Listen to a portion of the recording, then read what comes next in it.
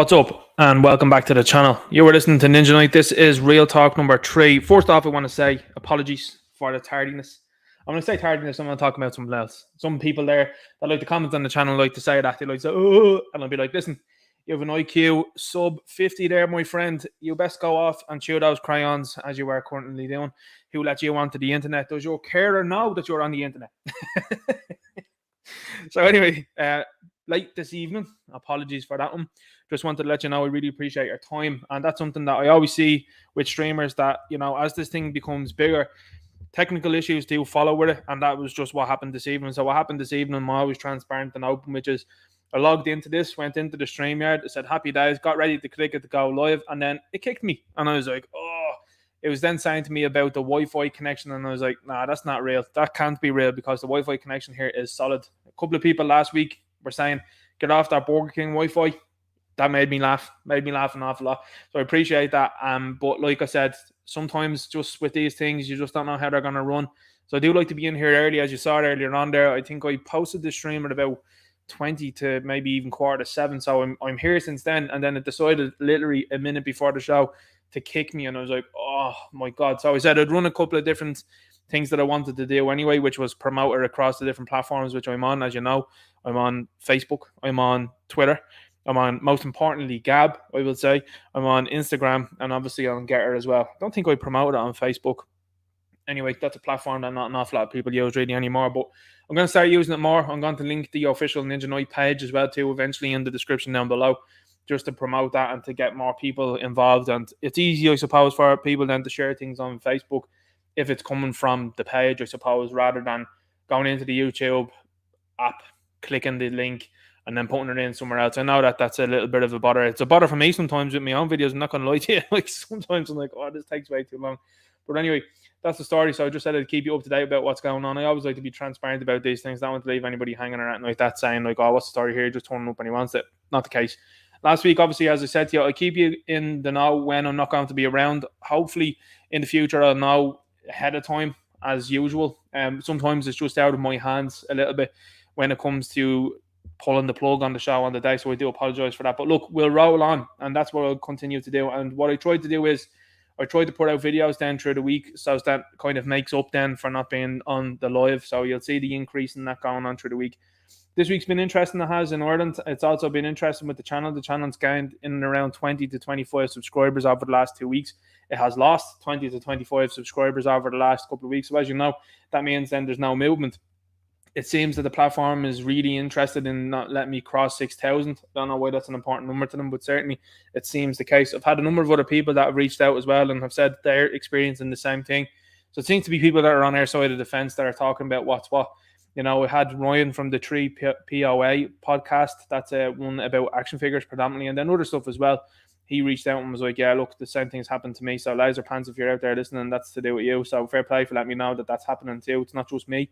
So a lot of people are experiencing that. And what's weird to me as well as it is to you, you're seeing other accounts grow and you're like, that's definitely not normal. And you're seeing ones become more prolific and the views don't match the subscribers, the likes don't match the subscribers or the view count or anything like that either. So that's very interesting. Wider world subject that we'll be dipping in and out of this week. Did a video obviously on Sound of Freedom. Sound of Freedom is doing excellently. It is in the United States box office. Apparently, from what I've heard, now this is what I've heard, is that they're looking for an international distributor. So that's going to be interesting to see how that shapes up, because who is going to be the international distributor? I've also heard from multiple people, so this is multiple sources that I would trust, because like I said, there's people that are here that are following this channel a long time. Derek that's in there in the chat, he's one of them. And then I had the Point Man as well too, let me know. And a few other people let me know also that the local cinemas aren't showing Sound of Freedom, and they're also not interested in showing Sound of Freedom. Like, they're more interested in showing Bollywood movies that nobody cares about, and the latest MCU movie that nobody cares about either, rather than this thing that's doing really well. Now, I know that the subject matter is difficult to look at. I understand that. But I think it's come high time now where people need to start looking at these things. You see, here's the thing, and what I feel. In days of old, people would have took care of things and would have looked at things lawfully, legally, and in order. in the last number of years, and you've seen it even there yesterday, Andy Heisman put out a great video on Instagram there. I'm not sure if you can show it on YouTube. I'm not sure. I don't know Andy or anything like that. So I obviously won't show content to do with people that I don't know. That's why, for example, when they bring up content to do with Phil and the Irish Inquiry and Derek Loic, Satirical Soldier, I know those guys. Like, I've conversed with those guys for the last couple of years, so I know them. So I've also asked them as well, is it okay that I put your stuff up when I'm talking about it online? Like, yeah, absolutely, 100%. What I'm just saying is, you just don't know. Now, I'm not saying that or I'm making any sort of statement or anything like that. I just don't know Andy is all I'm saying. But I like what he does. And that's the bottom line. I like what the fact of the matter was when they went into a library and saw that there was a drag queen story hour being read to kids. Now, the thing that I know was forced with the video was this. There was no people that were there that were non-white. Whatever you want to say about people of different cultures and races and traditions and stuff like that, you won't see Muslim people acting the fool at things like that, and you definitely won't see black people acting the fool at things like that. Look at the stuff that you see even from across America. You ain't seeing any black people hanging around those things. And if you do, that's unusual because it's predominantly liberal white women. And that's a huge problem because these are people now, and we're going to touch on it tonight because they did a study with people's psychology and societal structure, and indeed people's unwillingness to change their minds and not think critically. And I was like, this is all hitting the same sort of talking points that I was talking about for the last few years. But anyway, going back to what I was saying, Andy put out that video, and it was people storming in to one of these drag queen story hours, and the behavior of the staff and indeed whoever was there in these high visits with these umbrellas was absolutely shameful. These people have no shame, and an awful lot of the time, in my opinion, have no soul. And that's the bottom line of what the Sound of Freedom was talking about and what they're doing. You know, I've had a couple of people that reached out as well, and they were like criticizing Sound of Freedom, and I was looking and I was like, here, like, you're not looking at what's happening here. These people are pointing out something very important. It's based on a true story. Are they going to tell everything exactly as it is? No, they're not. Tim Ballard is actually upfront about that when he says that. That's the guy who the movie is based on. Are they going to tell everything exactly as it is? No. Is the message of the movie important and good? Yes, 100%. You know, you have people out there that would criticize that movie and then in the same token then are posting out things there with Balenciaga, and I'm like, well, listen, your opinion now on that subject doesn't mean anything to me anymore when you know, or well, you absolutely should know what Balenciaga was up to, and there you are still there promoting them. So, you know, as I said, you got to keep an eye out, and I think an awful lot of people that have been smoked out with this Sound of Freedom thing has been absolutely beautiful to watch, because there are people out there, and I know there's a couple of people that have reached out to me, and I understand, I do get that, and it's mostly women in fairness to them, and I understand that 100%, that feel uncomfortable about watching a movie like that. I get that. I understand 100%. It's your prerogative not to look at something like that. You know, that's where masculinity and men come into the fore. You know, Sound of Freedom is an interesting movie, and it's about, as I said, based on true events. But I tell you what a movie was that got me really like, I really like that, was the last Rambo Last Blood. Anybody seeing that? I was like, well, do you know what Hollywood, not even Hollywood because they won't do it, but an independent studio should be putting out a movie like that, where there's a Rambo-like or a John Wick-like character going in there and doing the same to these dudes. You know what I'm saying? And these groups and these rings, if you know what I'm talking about. The fact that you have to talk around it like that on this platform tells you everything that you need to know. They are highly interested and invested in protecting these things. So when anyone turns around and says to you, what you're saying is a bit aloof and a bit out there, they are actively protecting these people and these rings. You had a dude that was on CNN the other night. There's a video that's out there. Again, I'm not showing it on this because, like I said, you don't know what way they're going to take this sort of stuff. But this guy was talking and he was defending CNN's point of view, which was Sound of Freedom is negative. This is the same news station that was promoting cuties, by the way. And what was the name of the dude, the pencil neck dude that was promoting cuties and was saying the likes of Sound of Freedom was QAnon nonsense and conspiracy theory? What was his surname again? Oh, that's right. It was Rothschild. That's weird, isn't it? That's a weird one to be popping up there. So that's what's been going on in the wider world for the last couple of weeks. Now, we'll be focusing on Ireland, as I always do. I always like to talk about Ireland because Ireland's my country and that's where it's important. And we know that this country is absolutely rife for bad guys. I said it in the video as well. You know, you got to look at some of the sentences that are handed out, the people that are let off, the people that have come to this country. You know, there's a good documented history of people that have come to this country that are celebrities, that are big names, and they just do what they're doing. And to me, I think now it's coming high time where people need to be asking what the story is with that. you got to understand as well too, and this is something that Tim Ballard was talking about. He talked about in an interview, and Jim Caviezel, I just want to give a big shout out to Jim Caviezel, not that like, he's going to hear this or anything like that, but phenomenal message that man has given. And any interview that I've seen of him, I've been absolutely convinced, like 100%. I'm like, this dude knows what's what. Tim Ballard has been talking about a political party that was organised and was pushed forward in Holland. Now, Holland's been in the news recently because their, what would you say, is the Prime Minister there, Mark Rutte, has resigned. Now, he's resigned because the farmers have just decided, nah, we're not having any of this climate nonsense that you're trying to push on us. We're not having that at all. And they have forced a resignation. What's going to happen? Well, they probably get some other talking head into there. It's going to be difficult now, though, because they've made one fella resign. What will they do next is my question. You see, France is on fire as well at this moment in time. We'll wait and see what happens there. It's shaping up well there for Marine Le Pen. Anyway, coming back to what I was saying there about Holland and what Tim Ballard was saying, he was talking about a party. I can't remember the initials of it. I can't at the moment, but he was talking about it in an interview. And he says, basically, this party, he said their manifesto was in Holland, by the way, and he says it's very difficult to be criminally prosecuted for anything to do with, a certain, we say certain acts is what we would say. It's very difficult to be prosecuted for anything like that in Holland. He says, but this party, he says, went that far. He says that they were trying to arrest them. He's like, because they wanted to start, like, as they're talking around it, they're talking about, like, maps and stuff like that. You know what I'm talking about? If you're catching me drift, the stuff that the Sound of Freedom is dealing with, just put it out there like that. And this party then scattered. They ran away. So he said it's his job, Tim Ballard's job, to look at the manifesto and what these people wanted to do. And he said, here's one of the things that they wanted to do. They wanted to separate parents from children. They wanted God out of the curriculum and out of schools. They wanted the state to tell everybody what to do and how to do it. The state knows best. And then the fourth point that they made was that consent. That children can consent to all of this sort of stuff. So what are those four things in common with? And as Tim Ballard said himself, he says, the woke left. He says, that's everything they're looking to do. He said, so this party, he says, that was absolutely outlawed in Holland, and they went on the run so much so that the Interpol were trying to pick them up. He said, it's the same exact thing that the woke left are doing. They're doing it in America. They're doing it here. They're doing it in England. They're doing it in Scotland. They're doing it in Wales. They're doing it in Northern Ireland. They're doing it in France. They're doing it in Spain. They're not having much success, I don't think, in Spain. Did you see what Real Madrid did? Real Madrid refused to change their profile picture for the month of June. That's based. I love that. Quick swig there. So that's an absolutely excellent thing to see.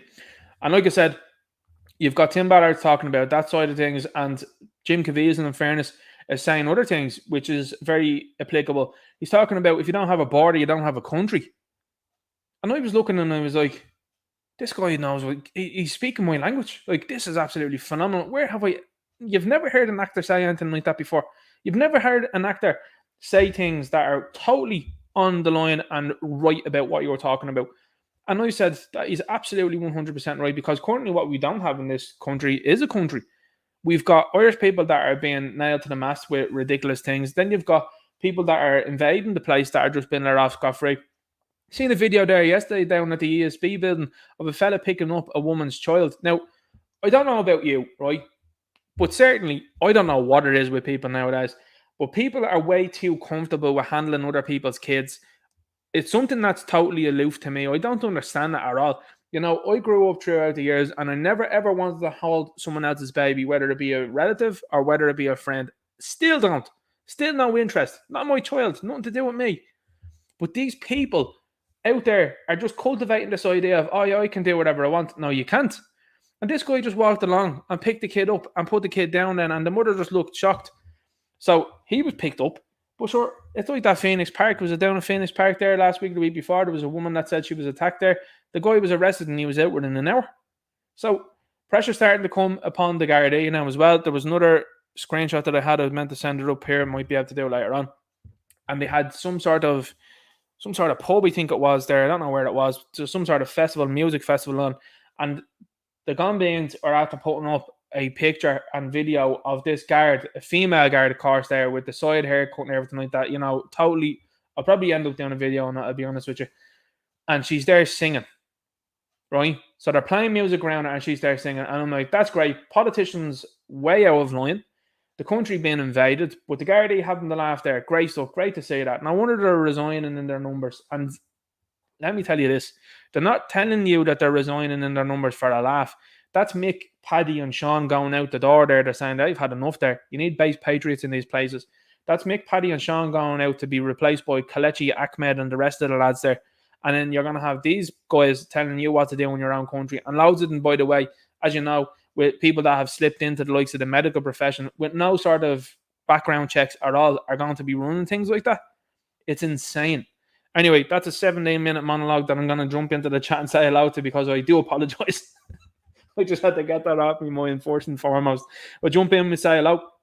You've got 3 stars here. We've got Jerome Reedy. Says Ninja for President. Thanks very much. Rockus sends a super sticker. And Grim is in here. Says, let's go, bro. Ninja Night. Good to see you here. Good to see you here, guys. So we've got Derek McManus is in here as well.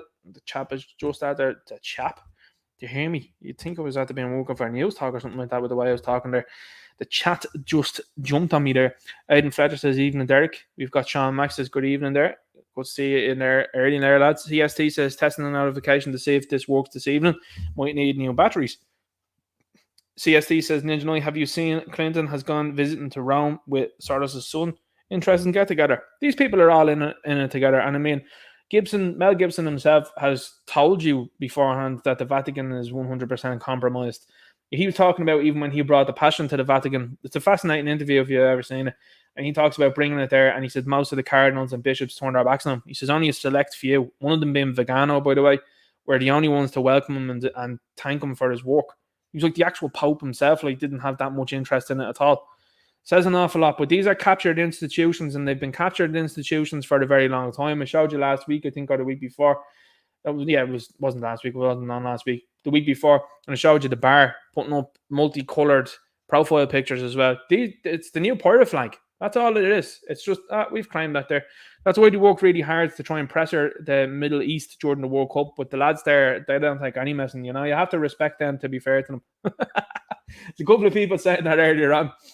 It was on Twitter, someone said something, and I was just like, listen, you know, you're going to have to look at Islam like this. You're going to have to look at these people going to be allies in the future because I tell you what, when the going gets rough, you see what happens in America, and you're seeing that those people united with people, and they stopped all of this rainbow nonsense they did in their skill, and now the media don't know what to do. They're calling them bigotophobes and far right and everything like that, and people are like, oh, it's on now. This is great. Leon Curtis in here says, hi, Ninja Night and all. Good evening. Hope you're all well. Hope you're all well as well too. I put out a poll I did on Twitter, by the way, and I asked if they thought that the likes of the Ryan Tubridy thing was a psyop and a distraction, and 17% said no. I was like, that's a high number to think that that's not a distraction, because it is pure distraction, pure theatre is what's going on there. That's all it is, just all theatre. They're just rolling these people out and having them on. The only person that actually had a set of questions was Matty McGrath. Matty McGrath was having a laugh, but also saying the same thing, you know, that we are all thinking, who are you paid by? Were you paid by these people, the group beginning with P, with a very big criminal history? And he's going, no. And he's like, sure, like RTE must have been paid, but I'm ready. I'm paraphrasing there, by the way, allegedly, effectively. That's your fourth one of this evening. Probably have many.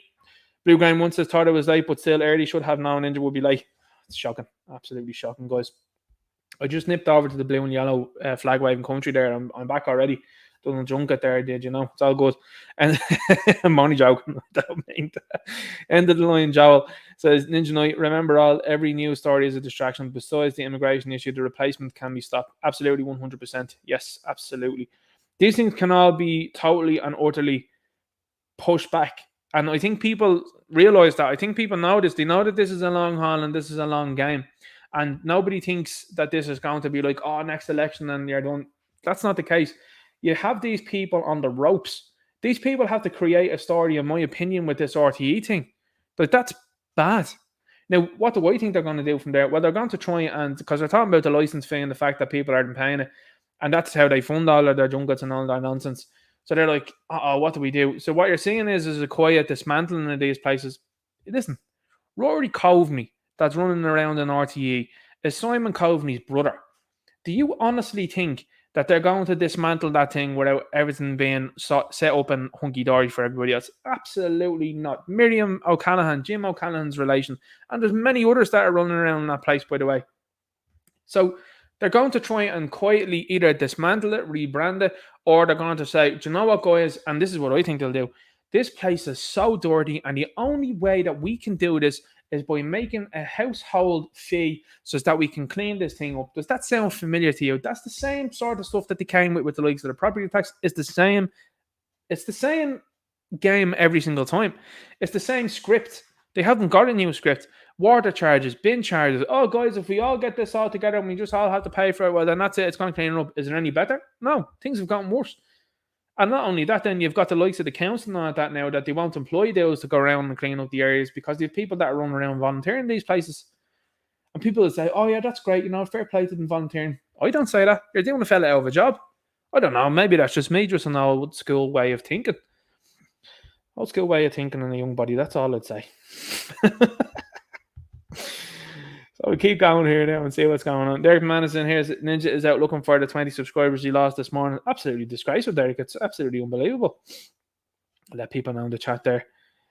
Let's keep going. Codisam Ditch says 8 p.m. allegedly speculatively. Was I earlier than night? I think I was earlier than night. I didn't do too bad. Cannonball says this is unacceptable. Where can I lodge a complaint? You can lodge a complaint where whoever the masters are. There was some goofball that commented on the channel there during the week and was like, of course he's not doing a stream this week. His masters won't let him talking about the migration pact with the EU. That was signed in 2018 though. It's not like that I'm not going to talk about it. I've no qualms with talking about that. I've no qualms with the likes of Charlie Flanagan being the one to blame for that one, because he's the one that was answering questions on it in the doll in 2018. Now, I don't know if you possess the ability to do it, but if you go back and have a look at when I started this channel, it wasn't in 2018. But I've no problem going back and looking at things and saying, here, look, this is where it started. And let me tell you this migration pact that these people signed up to was in action way before 2018. I would even go as far as saying this stuff has been over 100 years in the making. I really do mean that. Over 100 years in the making. I mean, I said it during the week again on Twitter. I was just like, where else would you get it? The person who was Minister for Justice who told people they couldn't have boomsticks anymore and removed boomsticks from Ireland was the same person then that got clipped by a boomstick, and then a subsequent ancestor, well, I should say, I suppose a descendant would be more accurate there. A subsequent descendant then is now sitting on the Supreme Court. I mean, what is the chances of that? That's a coinky dink, isn't it? That's unbelievable. But there you go. That's how Ireland works, isn't it? Does that not say it all? Then you've got the picture there of Tubridy's grandfather, is it there, with De Valera? And you're going, see? So this is going on a very long time. And I would even say that it's going on longer than that. Some people say it's going on thousands of years. I believe that. I would 100% believe that. And then you just look at it and you have to look at it biblically. And you look at who's pulling the strings on both sides, by the way. Because I saw there a great podcast, if you have not seen it. This is how much of a big a follow I am, that I'll shout out the likes of the Fresh and Fit podcast, the Andrew Tate character there himself and his brother Tristan Tate. What do these guys all have in common? Oh yeah, that's right, they're non-white. But I'm shouting at these guys. That's an awful. Listen, that's not good. Biggest the phobist. When you're shouting out these guys, but anyway. These guys were pointing out, they were like, look who's running the show. And they talked about Matt Walsh even. And they were talking about certain books being upended, we shall say, in Germany back in the days. And they were like, the thing that they don't talk about is who authored those books. And there were similar things to what's going on now, telling people that they could be, what would we say, doubtfires, chameleons. We go chameleons. Chameleons probably the wrong thing to say. Doubtfires, yeah. So these guys were actually talking about that on the podcast, and I was like, this is fantastic. And now they're starting to aim it back and rightfully so on what I was thinking. Look at who Jordan Peterson won't criticise. Once the Daily Wire have you in there, there's certain people that you can't say anything about, even though it's playing as the nose in your face. Some would say their face, but others would say different. And then you see the same thing happening here in the last couple of weeks. Why should strengthen the speech against certain one peoples? Why? And then when they're talking about trivialising things right like that, that's got nothing to do with Ireland, by the way. That's nothing to do with the famine or anything like that. That's got nothing to do with that. That's to be talking about what's going on in Germany, because guess what's happening now? There's a wide awakening happening right now, and people are looking, and you see the politicians and the media have themselves to blame, right? And I'll tell you this, and I'll tell you why. If they'd have just kept going as they were going, people would be just going along as they are. But when you decided to mess about with the sniffles, and then you messed about down with this blue and yellow flag waving country, That was a terrible idea because people just went, okay, right now I'm fully plugged out of Matrix here now and I'm looking exactly what's going on here. And if you have lied plainly about that and to my face about that, what else have you lied about? Wasn't it Norm MacDonald that said it over the last couple of years? God rest him, good guy and indeed fantastic comedian. Wasn't it? He said that the good guys have won every battle in history. What are the odds of that? But anyway, going back to that cannonball, you can lodge the complaint with said masters that some goofball says I have. As you know, there's no strings on me. It's an Ultron quote from Pinocchio, I suppose. We'll go even that far. There's another good video that's out there as well that talks about Pinocchio. Have you ever seen that there? What's your man's name? Jim Brewer. Does a great one, he does. Jerome Reed, he says, Ninja Knight, the solar panels don't work. We told you this 2 weeks ago. The solar panels are pure junk, man. Let's go and have a look now. Let's see what else is happening. People are all right and good in the chat. Shane Gans in here says, good evening, everyone. Personally, the signal is not good in Carlo today. Hope all's well in Carlo. Good to see you in here, man. Irish Red says, Ninja Knight was the awful pact, allegedly, speculatively. No, not packed at all. Fergus Powers in here says, Ninja Knight, stuff happens. No need for apologies, brother. Great to have you back. Good evening to all you beautiful Patriots. I hope you're on in great form and join the patriotic convoy tomorrow if you can. Phenomenal work that Fergus is doing out there, by the way. If nobody follows Fergus, I hope you're putting up videos, and you should be, of all of the videos you do, should be going on YouTube. The posts that this man makes on Twitter are inspirational.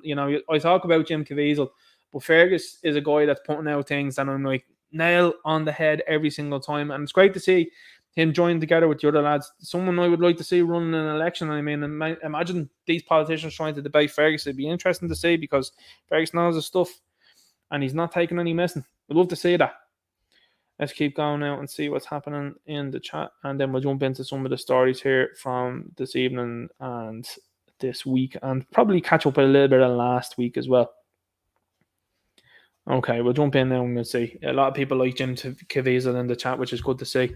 Now I'm just going to make sure that this gab is good. By the way, just sent you now, Andrew Torba said it again. He keeps saying that the guy who runs and owns Gab, he's like, any messing that the Irish government want to do, you have a safe haven over here in the Gab to say as you do and do as you please.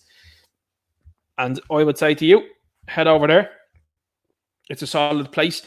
You'll notice as well that the lefties want to run to a place called Mastodon. Now, what did Mastodon see a dramatic increase in within the first 24 hours after Elon Musk took over Twitter? It's a dramatic increase in things that Elon Musk was banning. And if you know what I'm talking about prawns and with the variety that these people like, which is kids. Mastodon saw a dramatic increase in that one. So that's interesting. Do you know who also made his way over to Mastodon pretty quickly then? It was James Gunn. That's interesting. That's all I'm saying. I'm only saying. I didn't make any accusation. I'm just saying what the guy did. That's all he did. But anyway, we'll jump over here. This is a phenomenal site anyway. I absolutely love Gab. You'll keep hearing me say this, but I am in love with this. I think it's absolutely phenomenal. It's the best. It's the best, I have to be honest with you. Hang on there for a sec. This thing is jumping around on me like a loon here. It is. Give me 1 second there, guys. Technical stuff all the time. It's every single time. Messing about with me, it is. Here we go again. Apologies. If anyone's listening to this and it's their first time, this is usually not a Gonzo stream like this. This Gonzo production is all over the joint tonight. This is what happens when you take a week off. The computer itself is like, no, I'm not working for you tonight, mate. Right, let's go. This should be it now. Screen share was cancelled. Yeah, we know that. Now, let's jump. Okay. So, I've gotten a couple of memes here tonight. Now, these are courtesy of Satirical Soldier, so thanks very much, Satirical Soldier, for putting these out here. These are brilliant to see. You've got people now that are starting to return TV license letters like this. Return to sender. Ryan Tuberty has a thanks. Now, there was a woman, as I said to you beforehand, that wrote a letter to On Post and to the senders of this stuff here, which is On Post. On Post are the ones that are claiming these type of things, from what I understand.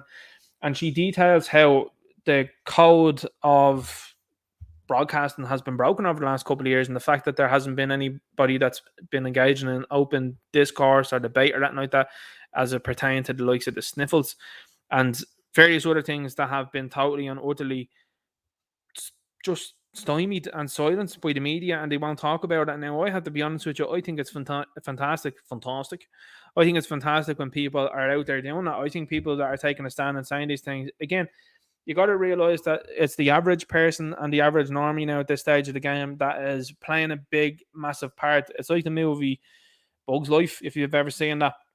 People think that, oh, it's just me and inconsequential. Well, you see, when you gather together and there's 100 of you, when there's 200 of you, when there's 1,000 of you, well, then the grasshoppers are going to take notice and they're going to go, whoops, we've made a boo-boo there. And the important thing to note, and I will always say this about this sort of stuff, is that the grasshoppers need to be held accountable. And the repercussions for not holding the grasshoppers accountable is what you're seeing now with this hate speech nonsense. None of these people went around on the election circuit and said, yeah, by the way, I'm trying to bring in something to inhibit your speech and to penalise you for the way you're thinking. None of these people went around canvassing on that. What they will be doing now the next time if they do attempt on knocking on doors, because I don't think they will. I'm seeing a lot of them are trying to send out leaflets now to try and avoid that and hope that you'll get a bit of face recognition. Now, you see, this is where it comes into play. If you're a nationalist patriot, if you're like Ireland First or National Party or Irish Freedom Party, you three groups need to come together and start strategically getting together and taking areas. That's what I'd recommend, rather than going up against each other and then splitting votes. I'm telling you, I know some people might have differences with each other. I get that, you understand that, and I know it's people are in for it for whatever reasons they may be. But you've got to come together and you've got to sit down. You've got to say, right, we need to take out a local, again, democratically, electorally, and legally, local Fine Gael, Fianna Fáil individual, Green Party, whoever it is, out of the seat in that area and replace them with you. At the very least, you're going to cause them a headache. Look at the headaches that Matty McGrath's caused these people over the last few years. It's been insurmountable. And then you've got them, for example, Ronan Mullen. I always like to shout him out because he's doing a fantastic job. I really like what he's up to. He's doing wonderful stuff, in my opinion. And he's saying it from a Senate point of view. But you need to be sitting down and getting together and stopping this then from the core of where this is. It's great throwing stones from the outside of it, but you need to be in there and getting it going. And I know people, some of them have people dejected where they go, well, if they just ran, they wouldn't get in anyway. Look at what's happened in America over the last few years. I would say the large majority of America now are on board with the fact that your man nicked that. I'm telling you. Like, they're looking at the crowds that are turning up to that, and you've got bigger personalities now that are starting to talk about that. It took them long enough, but they're starting to talk about it, and they're like, well, that doesn't seem legit. No, it doesn't. 100% it doesn't. And do you think it's just happening there? It's happening all over the place. So this thing is becoming interesting, and what happens is now is when people decide together collectively to not to pay this. And I'm not making any suggestions. I'm not endorsing anything here whatsoever. I'm just commentating on it. This is all this channel is, Clown World Commentary. When people collectively decide they're not paying for this, this is going to put the geeks up them, because they're going to go, uh-oh, where's the money going to come from? So they're going to have to do something more outrageous, which is, again, where you're seeing probably this inclination for fines to come from for naughty, horty, fifi words, and where you're seeing then this talk of restructuring these things. So an attempt at a household charge to pay for the lavish lifestyles of these utter creeps. And that's these people. These people are soulless individuals that you're paying for a lavish lifestyle for. And what's the threat? What's the threat if you don't pay for that? Incarceration for you. Is that not a dictatorship? This is democracy, is it not? So if people decide not to pay for this, if they don't watch your slosh, they shouldn't be forced to pay for it. It's absolutely outrageous. And this has been going on for far too long. And this is what I'm talking about. When I talk about old, ways of being coming back, it is making a comeback, because there's loads of people out there nowadays that are my generation, the generation above that are like, I'll happily sit in prison if you decide to go that way, to make a martyr out of myself, to laugh at this, to mock this and say, look what you are doing over here. There's loads of people out there now that are doing that. They're just going, go ahead, you just make a martyr out of it. Look at the Enoch Burke situation. They don't know what to do with him. They keep going, oh, we put a fine on him there. He's just going, yeah, go on. I'll send me back to prison then. It's going to be another worldwide story again. And it's going to just reaffirm what people have been saying, which is this gender nonsense is getting out of hand. Yeah, it is. There's a guy that's after sitting in prison there for 3 months because he had an argument with someone. Now, again, I'm just going to point this out.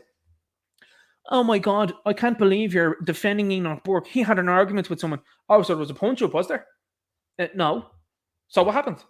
Well, you had a public disagreement with the principal of the school, which you can do. A public disagreement is fine. It was words, wasn't it? Words that were exchanged. Yes? Yeah. So why was he sitting in jail for 3 months? Well, he broke a court order.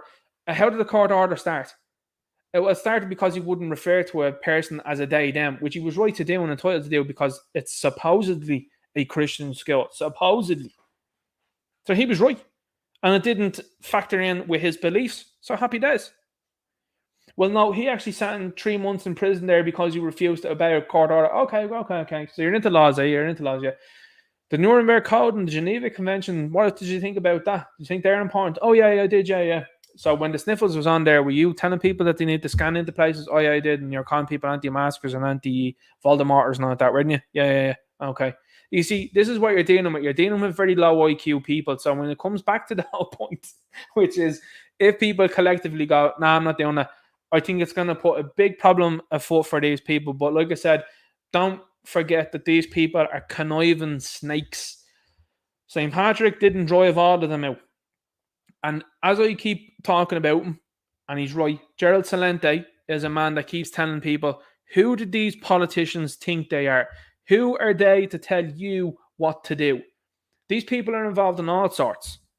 Things that are happening there that are going on behind closed doors. Them saying, oh, we didn't know about this, we didn't know about that. Yeah, you did. If the man on the street like me knew about certain things, I'm sure that you did. I'm sure you all know how unpopular this gender nonsense is, but you're still forcing it through. I'm sure you all understand that people don't want to pay a TV license fee because they feel that they've been extorted and threatened with imprisonment to pay for a lavish lifestyle of people that are working in this company. I think people are right not to be paying this. That's my thought. That's my opinion. And I think the wider circle of people know this themselves. You know, I seen an article there not too long ago that was talking about people streaming and stuff like that. And I said, well, there's people now that are just dropping streaming altogether. They're not even bothering with the likes of Netflix or anything like that or Disney Plus. They're all walking away from it. They're all just going out and enjoying themselves, you know, socializing with people and working on their homes or whatever like that, you know, and building a community. This whole age of this nonsense is going away. And you've nothing to fall back on. Like, what does RTE produce? Oh, we actually produced some of the best crime dramas we did over the last few years. You did Love Hate. Now, I'll be honest with you, right? Love Hate at the time was decent, but looking back on it, I only watched it not too long ago. I was like, I know what happened there. What I had was a cult following. Insofar as a lot of people were like, this is the best thing since Sliced Bread, it's the best thing since Sopranos. If you watch it again, it's a bit hammy. I'm not going to lie to you. And I like some of the actors that are in it, but it is hammy as it goes on. You're like, that's a bit unrealistic there now. There it is. And then this latest one came, I didn't even go near it. I was like, nah, I'm not interested. Why are you interested in? You're interested in putting out TV shows about ganglands? Great. And all of the Guardian in it are unlikable. The Guardian not sit there looking at that and go, they've made us very unlikable in this program. There's a reason. So anyway, we'll keep going and we'll have a look at some of the other things that I have here. Now, this had to be one of the funniest things that I've seen, and I've seen another article that I'll talk about down below. RTE News put this out. Potential candidates are being scared off from running in local and general elections because of a toxic and abusive online and real-world anger towards politicians, a senior government minister has warned. Good. That's what I'll say. Because here's the thing, right? These people are up for toxicity, abuse, and threats towards you over the sniffles. Anybody that voted for that and anybody that subsequently has voted for the likes of the hate speech stuff deserve anger. Now, I'm not saying violence. I'm not endorsing violence, and I'm not saying people should be doing that. I disavow anyone that's getting involved with that. What I'm saying is anger. And this is where, as I said to you beforehand, I said 2 weeks ago, I said these people are starting with hate because it's a feeling, and then they're going to start moving their way towards other feelings. I said this 2 weeks ago, and now they're starting to do it now. They're like, we might slip in anger there as well, too, into the hate thing. People are, can't believe I have to say this. People are entitled to feel angry. People are right to feel angry. And a lot of people out there have kept their cool. I mean this. If you were sitting in there, and if I was a policeman and I was there, a high-ranking policeman, I'd be sitting down with Egghead and I'd be going, listen, pal, you're fortunate. Like, have a look at what happened in Afghanistan and Sri Lanka and come back to me in about 15 minutes and just, have a chat with me then. See what they did, And then you have a look at that and you go, oh, right. You're in a very privileged position. An awful lot of you people have the ability right now to resign and walk away and hide wherever you want across the world. Because eventually, when the wheel turns, and it will turn, it's in the process of doing it, and people start to hold positions of power in this country, they're going to hold you accountable. I see Fergus saying it all the time. I see Satirical Soldier saying it all the time. I see Gavin Pepper saying it all the time. I see Toby saying it all the time. That's awesome. I love to see that. I love to see that. You know, it harkens back to movies like the likes of The Punisher, the 2004 Punisher starring Tom Jane. You know, these people that have wronged you, they've wronged your family, they've put your family in danger, threatened you, stressed you out of your bin for the last few years, have now got the audacity to say people are angry towards them. This is what I'm talking about. These people are so far out of touch that they don't think that people should be able to be angry towards them. And I think it's justified that people are angry towards them. And I think that if an awful lot of Gardaí had any cojones to come out and speak now, I think they'd also feel the same. These people that are working out there, and this is the thing, I respect law and order. That's the difference. I respect law and order. And the people that are working in the service like that will be some of the highest paid people in this country. They would, not the advisors that are sitting around these politicians, people that are actually interested in law and order in this country. Because that's the way I go about it. What are you interested in? You're interested in getting these corrupt politicians and all this nonsense and stopping the border from being invaded. Happy days. And stopping the country from being overrun. Happy days. You're top of the pile there. The woke, no. You're out, gone. Good luck to you. You don't need you. You're surplus to requirements. You're there. Happy days. And that's it. But you look at these people and go, oh my God, it's absolutely abusive. Do you understand why?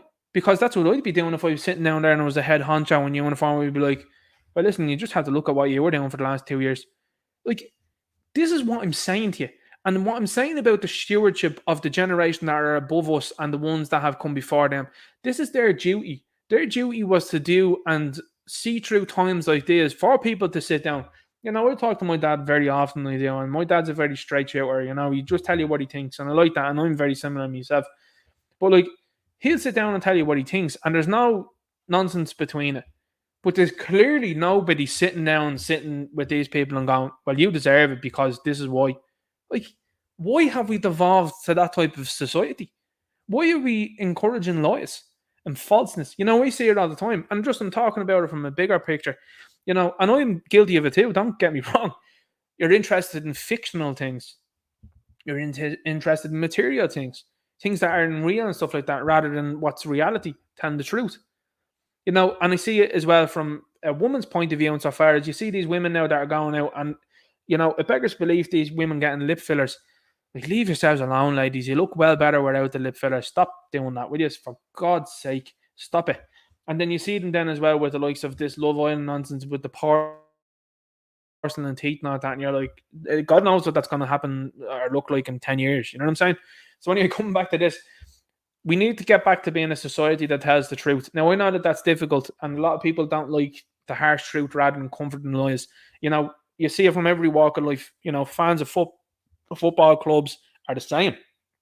People that are out there now, for example, you know, Manchester United are on the verge of signing a goalkeeper that's a far better goalkeeper than David De Gea. And you have people that are like, oh yeah, that's grand. But in like 3 months, they'd be like, Glazer's out. You should be shouting that now. You should be telling them that you're not buying any of the merchandise and emptying the stadium. You know what I'm saying? That's how you affect these people. And similarly as well, too, now you're starting to see the machine go, we now have candidates that are not interested in running because some of these people might possess a soul. Some of them might possess a bit of morality, or some of them might possess a little bit of forethought and go, I can see where this is going here. They look at the orange man there that's going to ramp home in 2024, barring anything up there getting up to shenanigans. And I'm telling you, they're very likely to do it. They are in America. But you're seeing that starting to turn there. You're seeing Italy turn somewhat, not really, because your woman's just more or less falling in with that. Everybody knows the name of the forum. They know the people that are involved in it. They've now gotten your man Fink as well too, that runs one of the big companies. They got him to come out and be like, this ESG score thing was probably a bad idea. We're apologising for that. So because their names are out there and people can see, they're like, I know who you are now. You're not this shadowy individual in the background anymore. Thanks to the likes of your man Alex there with the second name Jones. Thanks to guys like him for outing and shining light on you people. Now we know who's doing these things. So it's easy then to connect. And this is what you're seeing now. You're seeing these people are like, oh no. Like Helen McEntee, there's a Minister for Justice. Was there not a question around where she got funds from not too long ago? Is she being investigated for that at all? No. But to be more interested in investigating someone that's involved in, I don't know, collecting social welfare. Oh, you shouldn't be doing that. You should be collecting money that you shouldn't be getting. And then they've got these people out there that are running around going, oh, yeah, no, I got such an amount from there, yeah, man, from Tato. What? What? For what? What did that do? Why? But going back to this here, these people deserve every bit.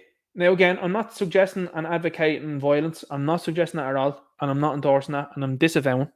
What I'm saying is, these people deserve every piece of vitriol through words that's said to them. They deserve it all. And they need to take a long, hard look in the mirror. I mean, are none of these people's families sitting them down and be like, listen, you're a scumbag? Like, are none of them doing it? Because I can tell you what, right? And I mean this. I honestly mean this.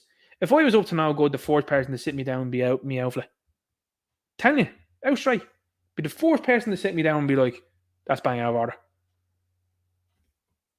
Have these people got fathers? Have they got mothers? Anyone? Because it doesn't seem like there's any stopping. Look at Micheál Martin. Is his son not coming home to him and going, listen, you're making a hames of this nonsense here, telling people they can't go down to the pub, they can't go down to the gym, but the off license is open, but the gym is closed? They can't kick a ball for Cork. What are you doing? Like, is he not doing that? Do you know what I'm saying? Like, it's as simple as that to me. It's absolutely outrageous. And then you see these people and they have the gall to say, oh, it's people are feeling angry towards us. Yeah, I understand it. Been skating boy for too long. Now, this came out there. Sturgis had to put that out there during the week. And I have to tell you what, lads. I didn't think we'd import this from America as quickly as we did. It's actually scary, isn't it? But the only thing is the pushback is on. You know, I laugh, I mock, I enjoy these type of things because I'm like, keep pushing the envelope. If like Grift put out an article during the week, I meant to shout, well, I was going to shout it out anyway. I meant to put it up here on the stream. But Grift put out an article during the week. Ridiculous Ninja Night, you should know better. They put out an article during the week and they were like, the HSC are to encourage people to put pronouns on their name tags in the medical profession. And there was a couple of people in the comments that were doing what I used to do, which is like get annoyed by it. And I'm like, great, I'm delighted that they're on this. And I know that there was people looking at me going, what are you doing? Because I said, this is just going to serve to wake people up faster. Now, that did a decent amount of likes. It did on Twitter. It didn't do too bad at all. I said, this is going to just serve to wake more people up. You know, I know a number of normies in my life, and I've gotten a couple of people, by the way, that have commented on the channel, oh, when you're talking about normies, who talks like this? I do. Welcome to the channel. If you're listening to this for more than 10 minutes, you're a fan. Welcome. Welcome to the club. So, you've got people now that are going to go into a medical professional, view that, and they have to go away thinking, that's weird. And that's how it begins, is all I'm saying. All you need to do is you need to find that little thing that just sets people off. And I know a number of people over the last 2 years that different things set them off. It wasn't so much the painting on the ground of staying 2 feet away. It wasn't so much of the perspex being around a person, you know, 3/4 of the way, and the last quarter there was empty. So, of course, the sniffles knew not to go around those 3/4 of the panes of perspex and not into the back of that, you know, and knew that, or not over it. It's very intelligent, that sniffles, by the way. That was a breaking point for some other people, and now it's becoming more ridiculous. So now they're starting to see this gender stuff and they're going, all right. And then they see goofs like this. Like, when I see goofs like this, I'm like, this is brilliant. I love seeing this because I'm showing you this, and there's after being something like 15 chats that are out there going brrr, right through the chat there that are like, what is that? But this is just going to wake people up further. They're going to see the old boy that's here, look around there just walking along, oh, how are you getting on there? And then they see this goof here. Now, I know what people are going to say in the chat, and people that are listening to this that are of an older age, they'll be like, Ninja Night, that's definitely a 30 to 40-year-old. Yeah, it is. It does look it, you know. And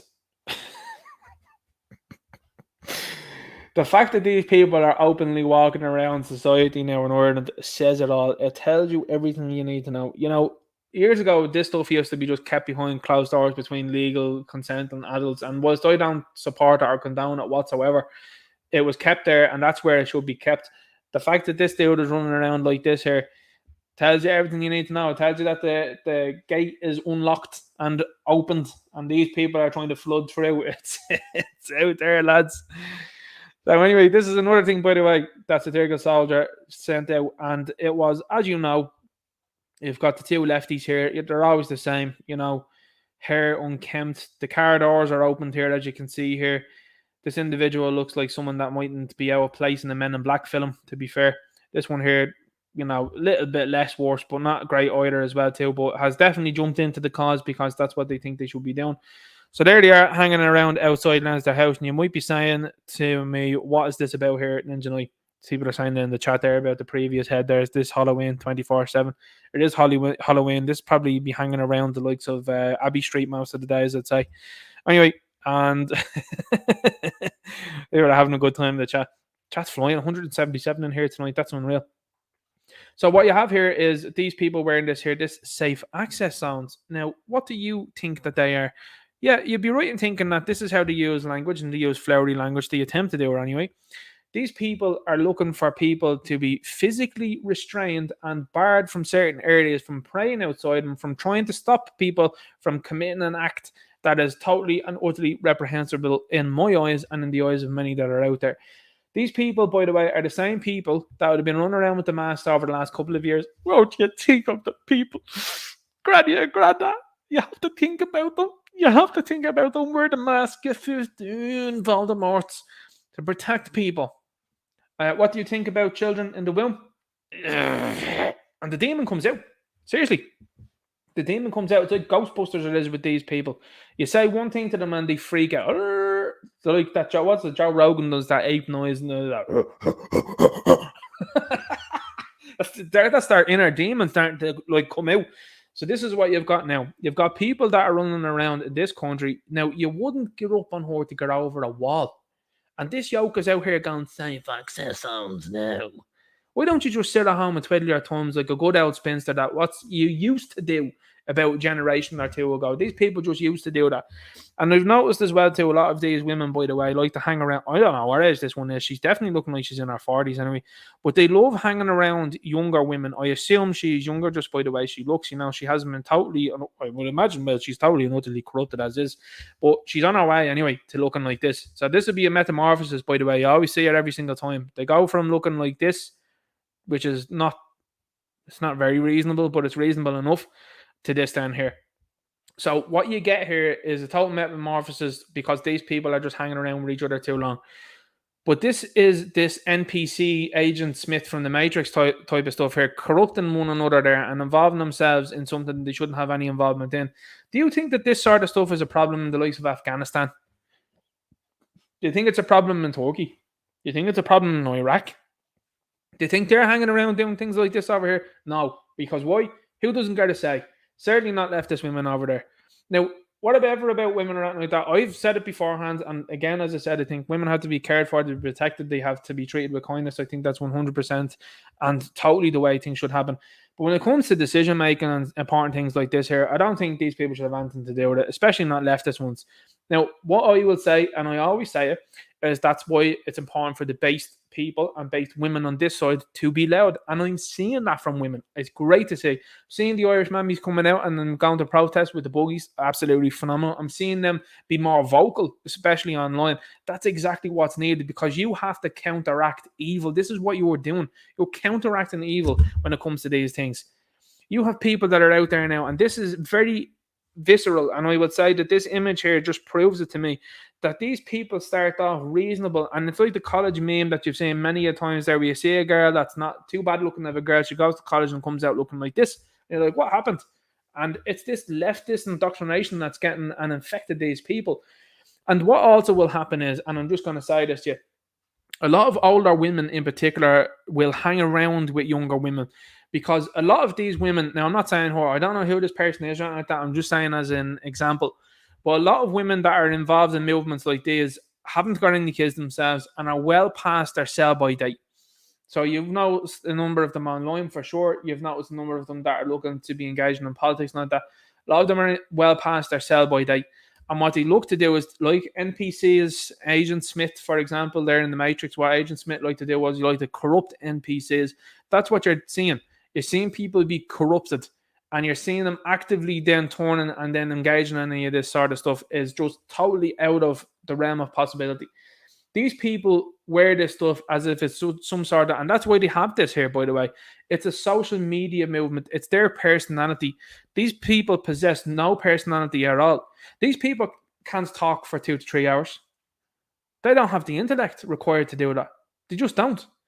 And they don't even have the intellect, I don't think, to open a conversation and have an open, healthy debate for 10 minutes. I think they'd go screeching before that. But the reality of the situation is this. You have now imported another thing from America into this country, which is people that are engaging in this sort of stuff. These would be the same people, by the way, that would be screeching about the Magdalene laundries because it's what suits them. Magdalene laundry's bad.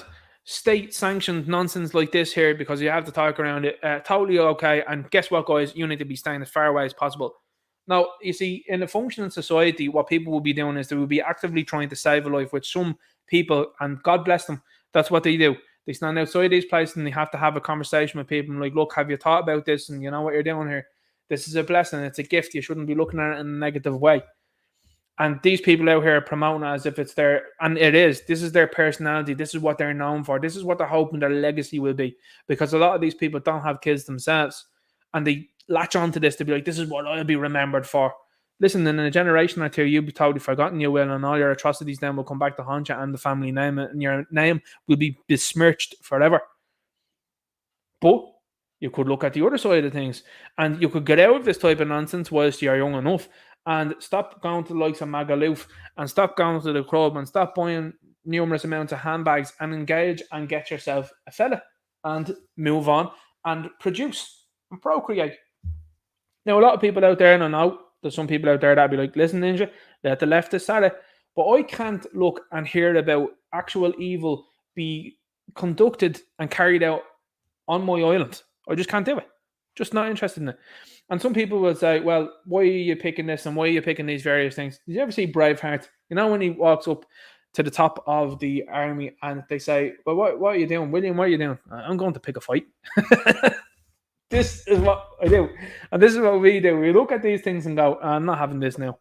This is bang out of order. And these people are actively calling for exclusion of people that are trying to save a life. It's absolutely outrageous. It's like calling for a paramedic not to be allowed to attend the scene of someone with a heart attack. Oh, they deserved it. They did. It's what they wanted because they kept eating. Stupidity abound here. Absolute lunacy running around this country, lads. Honest to God.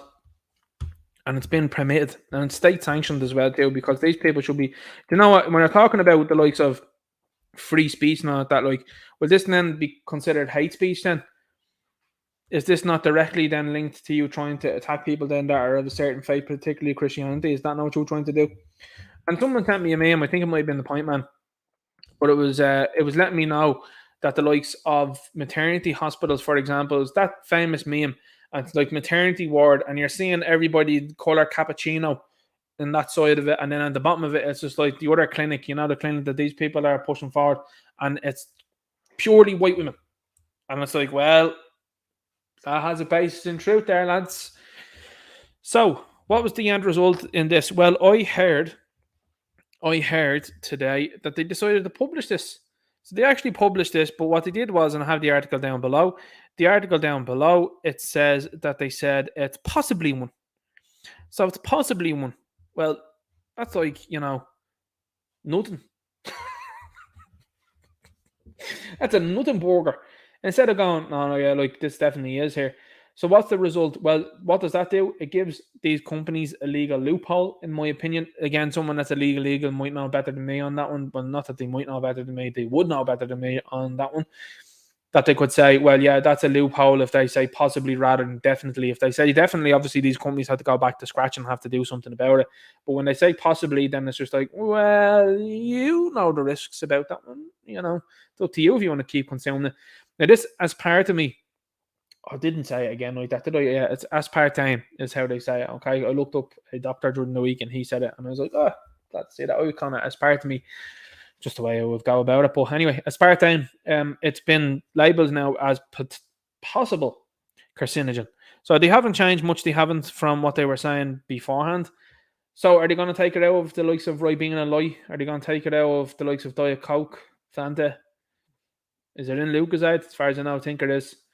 allegedly, speculatively on that one. They changed the taste of Lucozade as well too when they brought in that sugar tax nonsense, and that was a point that was made, I think, by the Point Man. By the way, big shout out to the Point Man. The Point Man sent me that. I should apologise for this one. The Candy Dem meme that I shared last time that I was on. I'm gonna say last week. Last time that I was on, Point Man sent me that absolutely fantastic meme. But he was like, they're pushing people with the sugar tax to go to the diet stuff because it's cheaper. I agree. And it's a very astute point because it did push a lot of people towards the diet stuff because they're like, oh, that's cheaper now. I think it's in various other things now where they lowered the sugar content, but the sweetness was still there. I mean, I'm not sure if it's in Dr. Pepper, again, allegedly, speculatively. I'm not sure if it's in some of the other drinks that are out there. I must check now. I might do a video on like some of the ones that I just find and come across. As far as I know, it's not in Monster, which is ironic. And that's a Coca-Cola company, by the way. They're on that one. But to me, when you see this and you see the fact that they're just trying to put the story out and kind of breeze by it, it's not happening online though. Like I've had a couple of people message me and they're like, now I'm not on TikTok or anything like that, but they're like, the influencers on TikTok are actually talking about this like en masse. So people are awake to that now too. So that's another thing that might start to crack people's thoughts on what's been going on. Like, oh, they're allowing this? Hang on here for a second. Ireland has the third highest cancer rate in the world. And what's happening here? They're just telling you it's a possible carcinogen. They're not banning it. They're not getting rid of it. Why? Why are they not doing that? Well, it's the same thing as the likes of, was it ethylene oxide as well too? They weren't too bothered about that when it was on the likes of Q-tips or anything that they were shoving up people's nostrils, allegedly, speculatively on that one. Seeing a Canadian that did a video on that and he was like, see that EO that's in the packet? And the woman's like, yeah. And he's like, that's ethylene oxide. That's actually an antifreeze. What are you doing putting it up my nose? And your mum's like, and he's like, I'm actually a doctor. Don't go near me with that. I just wanted to prove this and show people. I was like, holy moly. So I told everyone then. I was like, here, listen, ask for the packet before they do anything with you. So to me, you're starting to see more people and more people are starting to wake up about what's going on. And this is confirmed now as such. But they're all sort of like, oh, using language, possibly, maybe. Here we go. The start of nonsense. You was never judged by your skin colour. How are you in college? So this is the affirmative action that they've been talking about in America. It's soon to come here now in Ireland. They've been talking about this sort of stuff for a while. And you're starting to see colleges putting up posts of certain people that like, oh, we've welcomed this person into college now. Great stuff. And you're being judged by your skin colour, by the fact that you're actually here. You know, I was looking at UFC last weekend and it was very funny to see Dricus du Plessis. If you haven't seen the competition yet, I would suggest that you look away now. I'm going to talk about it for a little bit. Anyway, Dricus won his match. Okay, I can come back. And Israel Adesanya was allowed, for some reason, into the cage. And he had given Dana White his promise beforehand. I'm not going to start a brawl. I'm not going to start nothing like that. So he gets into the cage after Dricus has won his fight. A very hard-fought win against Robert Whittaker, who's no chump. But Dricus was able to take him out far quicker than what Adesanya was able to do. Anyway, Adesanya, I think, had to go the distance for him, if I remember correctly, whereas Dricus won. Now, Dricus has been saying that he is the individual that's going to be residing in Africa, and he's going to be the first African champion residing in Africa to bring a belt home. And that has set off Kamaru Usman, Israel Adesanya, and Francis Ngannou. Now, I've found that the talk after that has been very interesting to witness because these African guys don't view Dricus as an African. And I was like, this is interesting. This is shaping up well now because this is going to shape up very well for my arguments going forward. Because, for example, if you have any person that's a black individual here in this country, whether they be a politician or whether they be any sort of personality, anytime that they try to claim that they're as Irish as you are, you just point back to what Israel Adesanya is saying and go, no, he's saying that he's not an African. And his family have been there. How long have they been there? How long has Dricus' family been there? And you've just gotten off the boat from Nigeria, have you?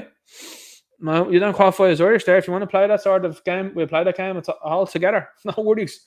And Dricus there now, he's African, is he? Yeah, a couple of 100 years. Is it the family been there? Or 100 years at least. And he's saying what he's saying over there.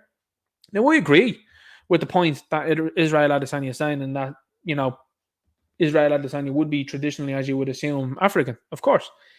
But it does throw into the mix all of the nonsense that these people are throwing around. And I'm like, well, this is good now because this is good from a promotion and indeed content point of view.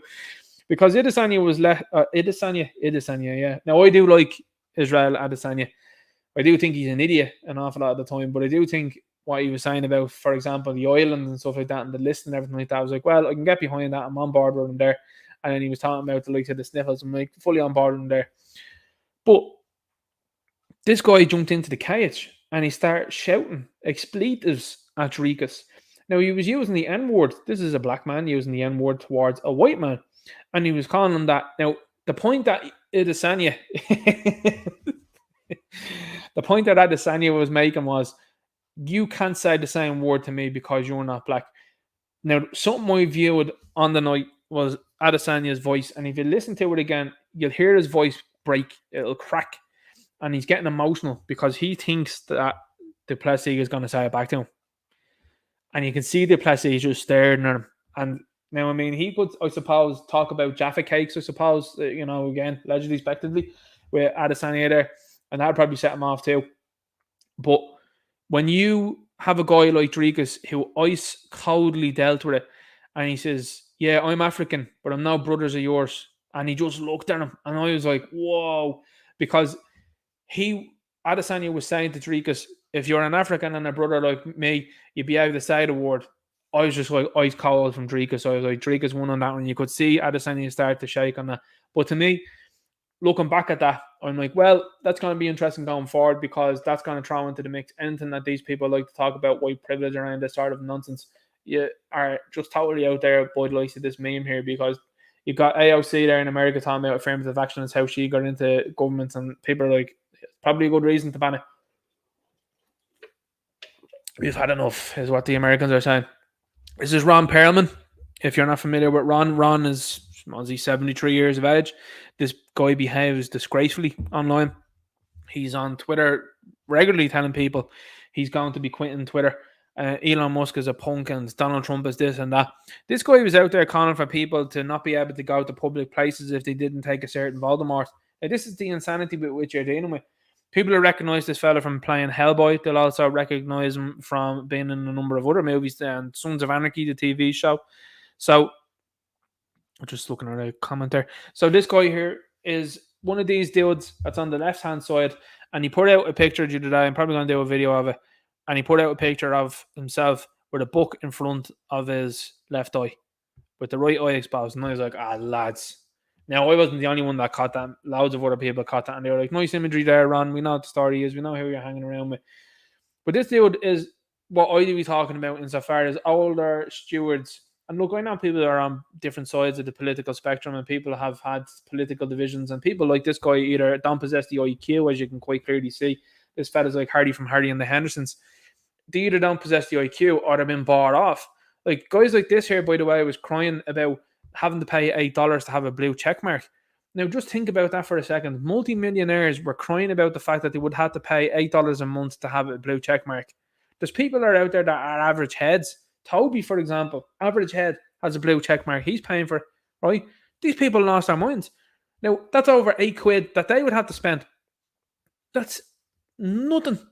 These people look like, I would even say, £8 to them has to be just not even on the radar of money. Like, I don't think these people start sweating about money until it gets to about 10 or 20 grand.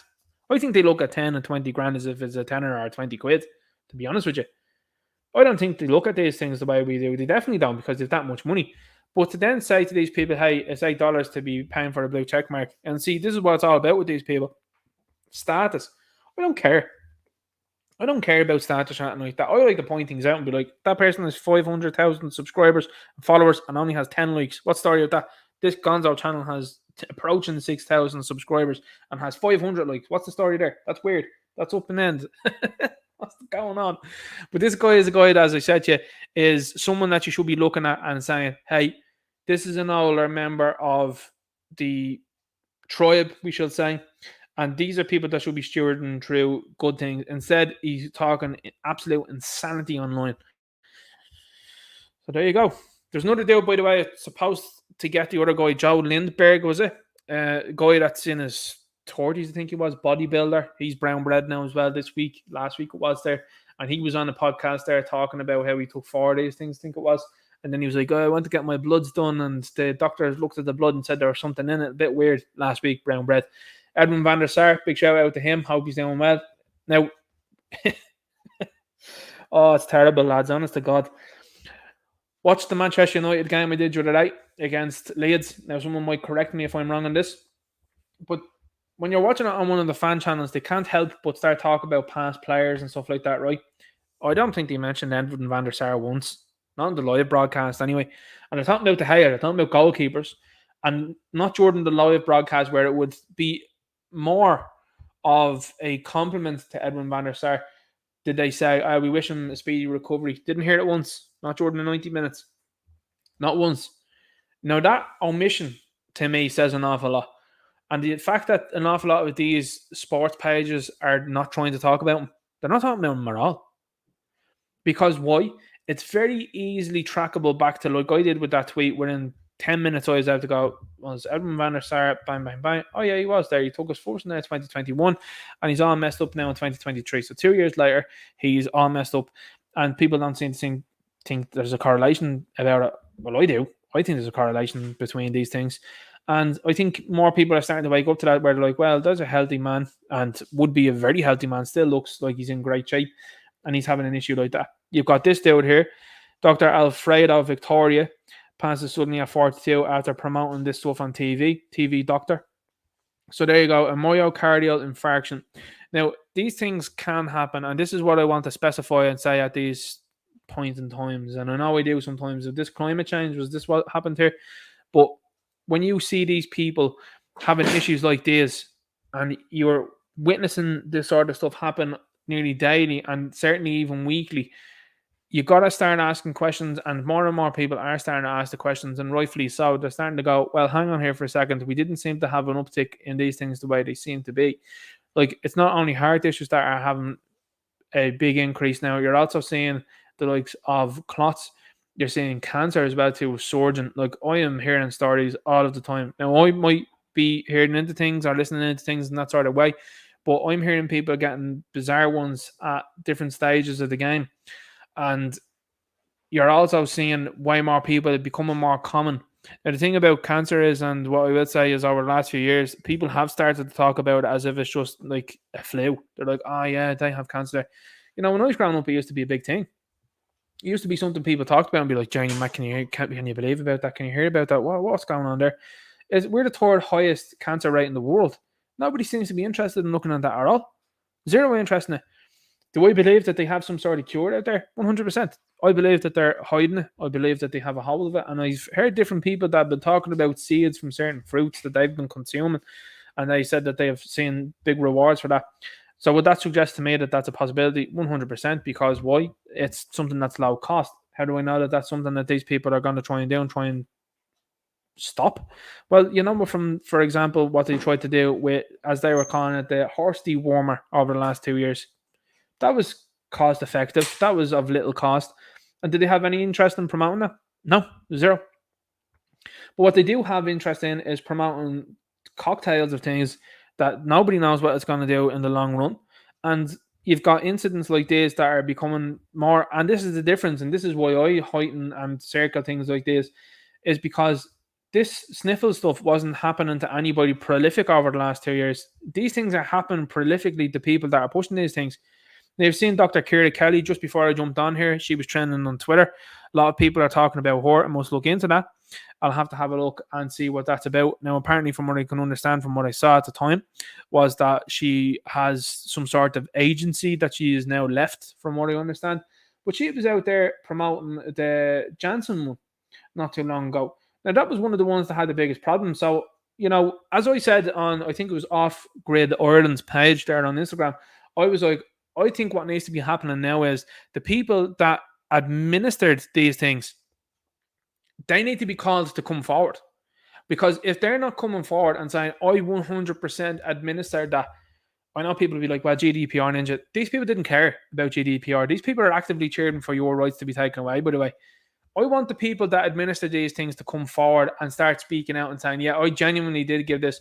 Because if they didn't, I'm starting to think, now again, allegedly, speculatively, that actors didn't seem to be too upset for the last 2 years here in this country.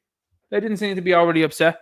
You seen the likes of the lads from Aslan getting upset, and it wasn't Christy Dignam getting upset, by the way. It was your other fella that likes to hang on the coattails of Aslan. What's his name? Is it Billy? Is it? He's out there now talking about a last single done with Christy, and I'm like, my God. And this is a fella that was mounting out him, by the way, for the blue and yellow flag waving country. He gets my go. I'll be honest with you on that one. it's, you know, when you don't like someone, you're just like, I don't like the dude. But anyway, I want to see people starting to come out that have actually administered these things. Look at Noodle Arms, Micheál Martin, when he got his. You've got people there that have him wearing a long sleeve shirt. They are not wearing any gloves. This is something that I regularly do, by the way, and I think it was even on the Edwin van der Sar picture. There was no gloves being worn, which is unsanitary. You're not supposed to do that. And these things were going on, and these people are just like, oh no, just get by and keep moving on. No. So when I see people like this guy who are promoting these things, I don't feel any sort of way about it. I'm just like, that's another one. You know, because a lot of these people, to me, have an awful lot coming. And when you are deciding, and look, I listened to the PBD podcast during the week, and I think it might have been an old clip that they did. And PBD, he was talking about, Patrick Bet David is his name. The family are originally from, I think, is it Iran? I think it is. And he was talking about his uncle. And he was talking about it on the Andrew Schultz show. And he was saying, he says, I used to look at the TV, he says, with my father and my uncle. He says, and my father, he said, pointed at my uncle one of the days. He said, the uncle was looking at Bernie Mac, 1, 2, 3, 4. And he was saying all sorts of stuff. And the uncle didn't understand English and was crying with the laughter. And he was like, play again, play again. And Patrick Bet David's dad said to him, you see him? He says, he's oblivious, doesn't know about anything that's going on. And he's happy in life, doesn't know. But the more you read books, the more you understand, the more you get involved in things. And Patrick Bet David is a very qualified and intelligent guy.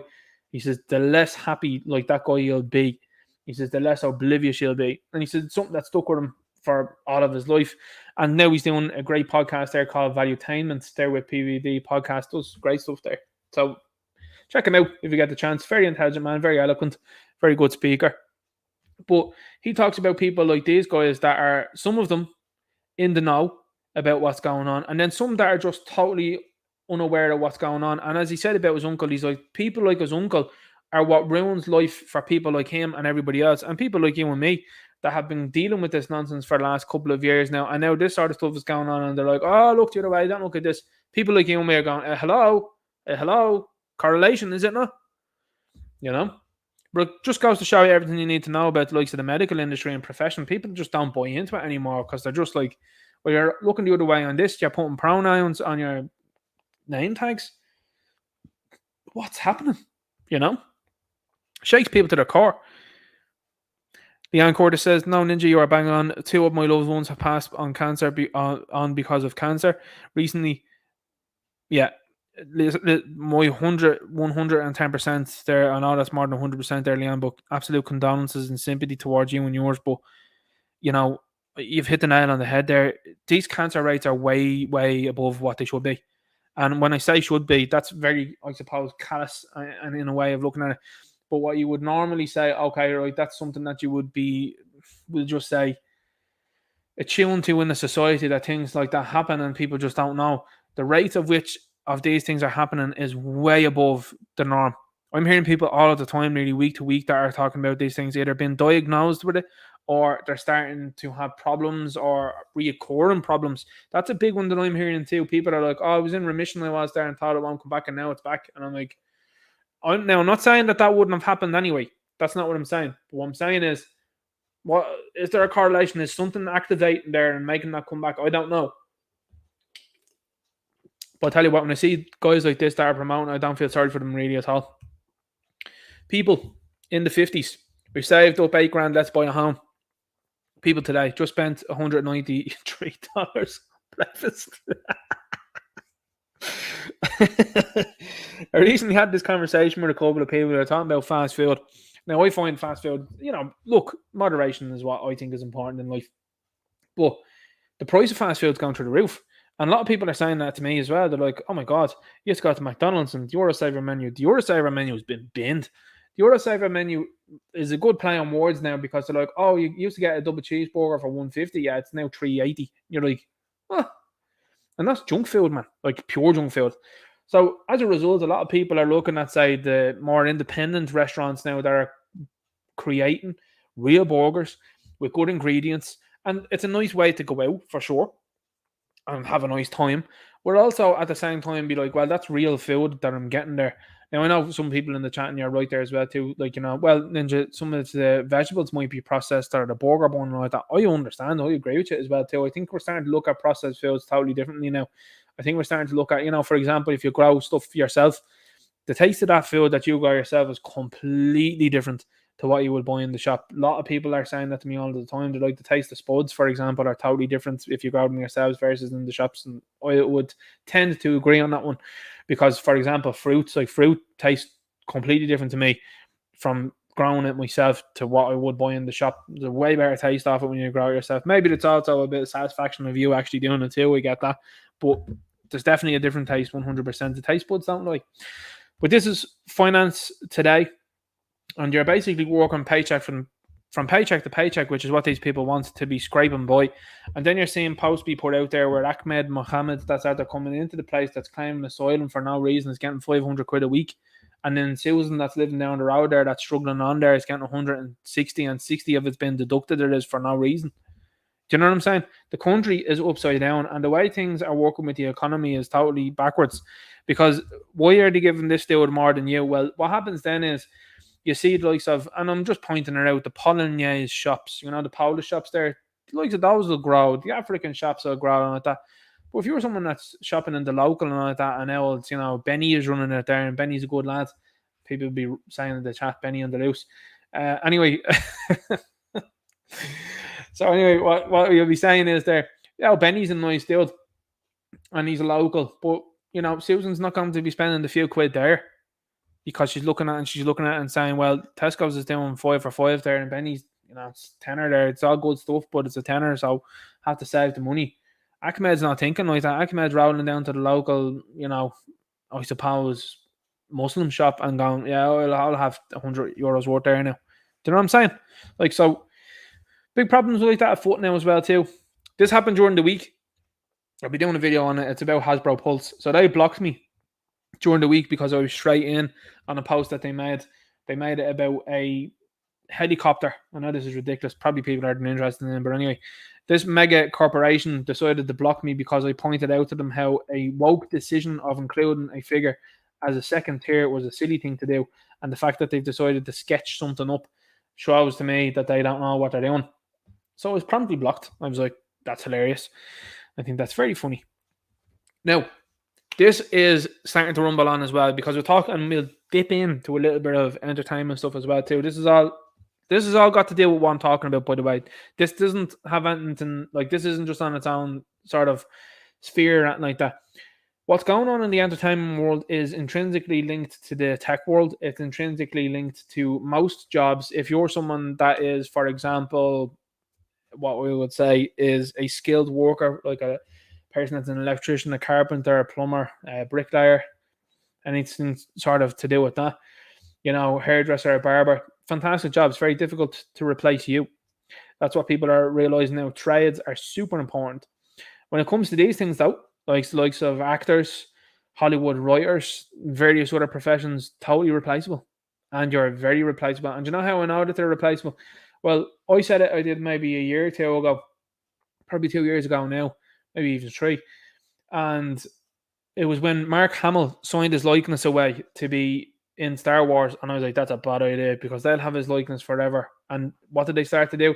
Oh, yeah, we brought Mark back. We did there for the last Mandalorian there, season 2. All right, Jan, we used his voice. Cool. Yeah, cool. What did you do in season 3? Yeah, we brought Mark back for his face, for his facial movements. Right. Yeah, but we AI'd his voice. Excuse me? Yeah, we also AI'd James Earl Jones' voice. Both of those guys are still alive.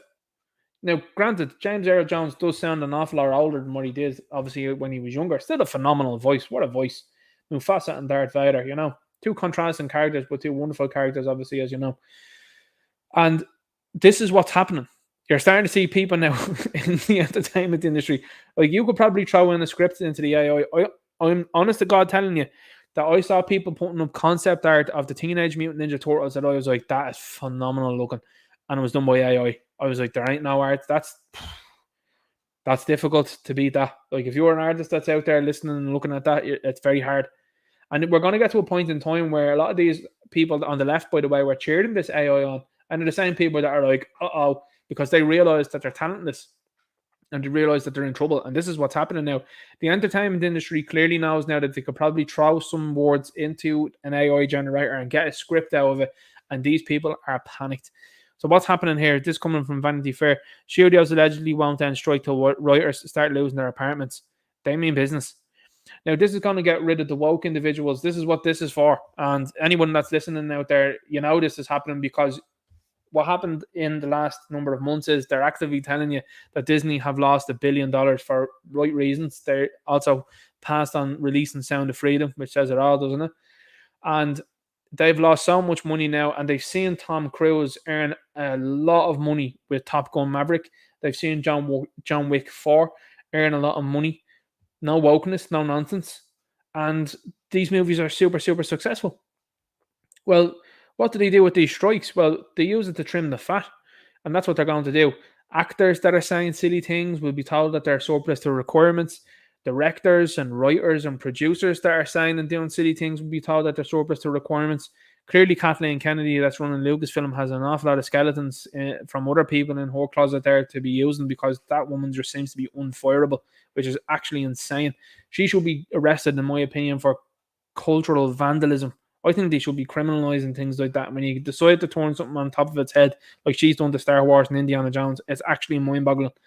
And they're doing it with everything. They're doing it with J.R.R. Tolkien's world, the Lord of the Rings. They're doing it with Transformers currently, as you're seeing there with the Day Down nonsense that they had included.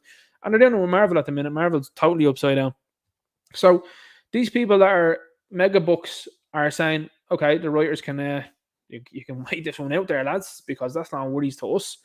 New report from Deadline claims that the AMPTP wants the WGA to go out and is willing to let the strike drag on until writers run out of money. A cruel but necessary situation, according to them. Now, a lot of people like me would say, that means the woke entertainment goes away.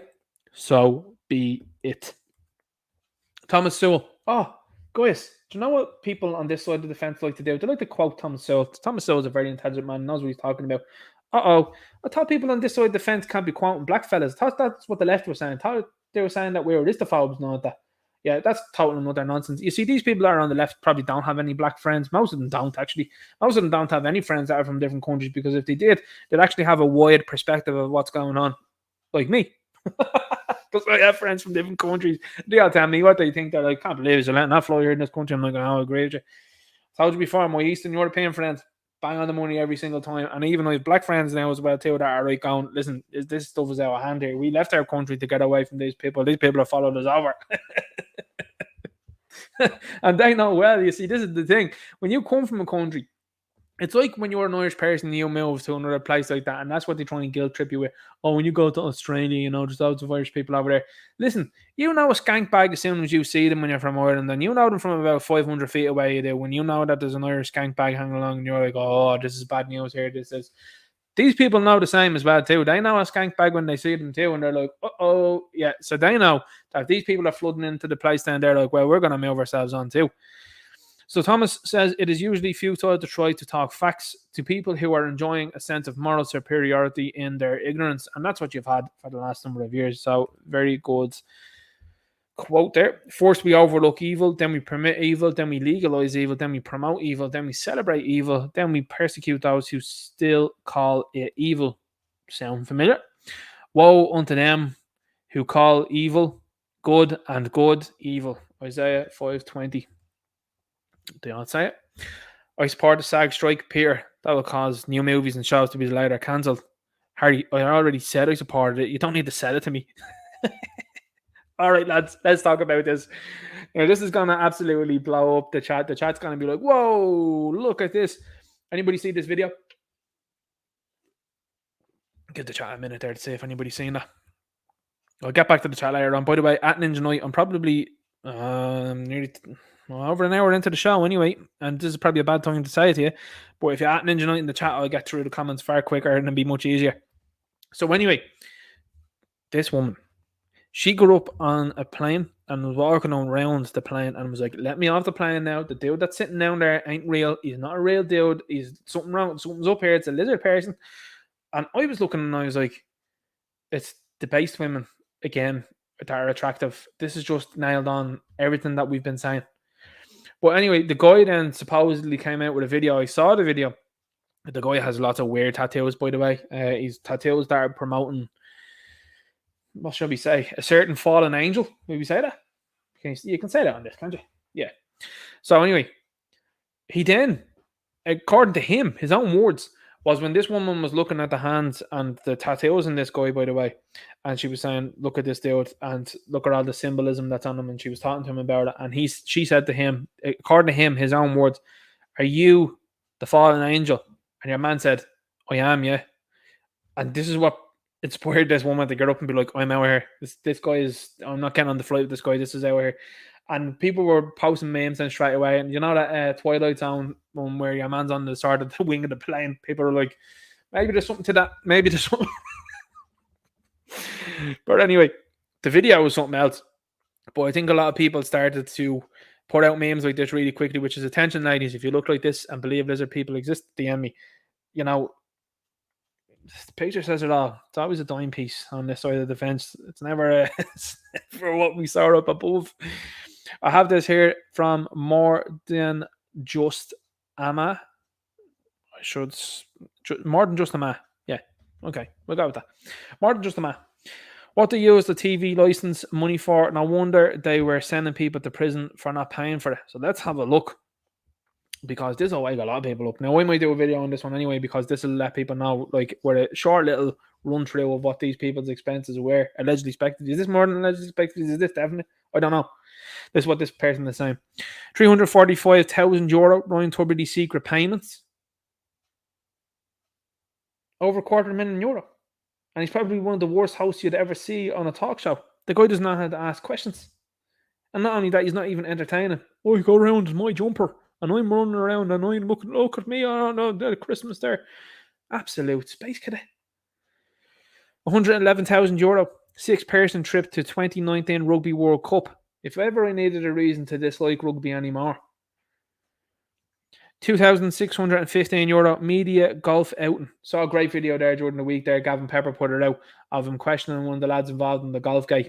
Brilliant. Absolutely phenomenal. And this is why these people are starting to run scared. They're going to start wanting like armed security around the Dáil now. I'm telling you, this is where they're moving it towards next. They're like, we're under-resourced and under-equipped here and something might happen. Well, you just can't answer questions, you can't, and that's what's going on. You're being embarrassed and shamed you are online. That's what's happening. People are waking up faster to your nonsense.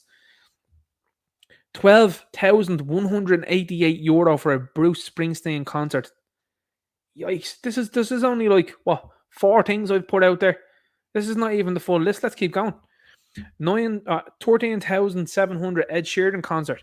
$9,000 Harry Styles Westlife The Eagles concert.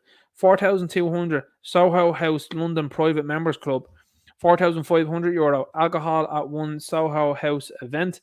21 grand agency and client summer party. Now, I'm going to just stop there and say the first thing is what people should be facing multiple arrests for.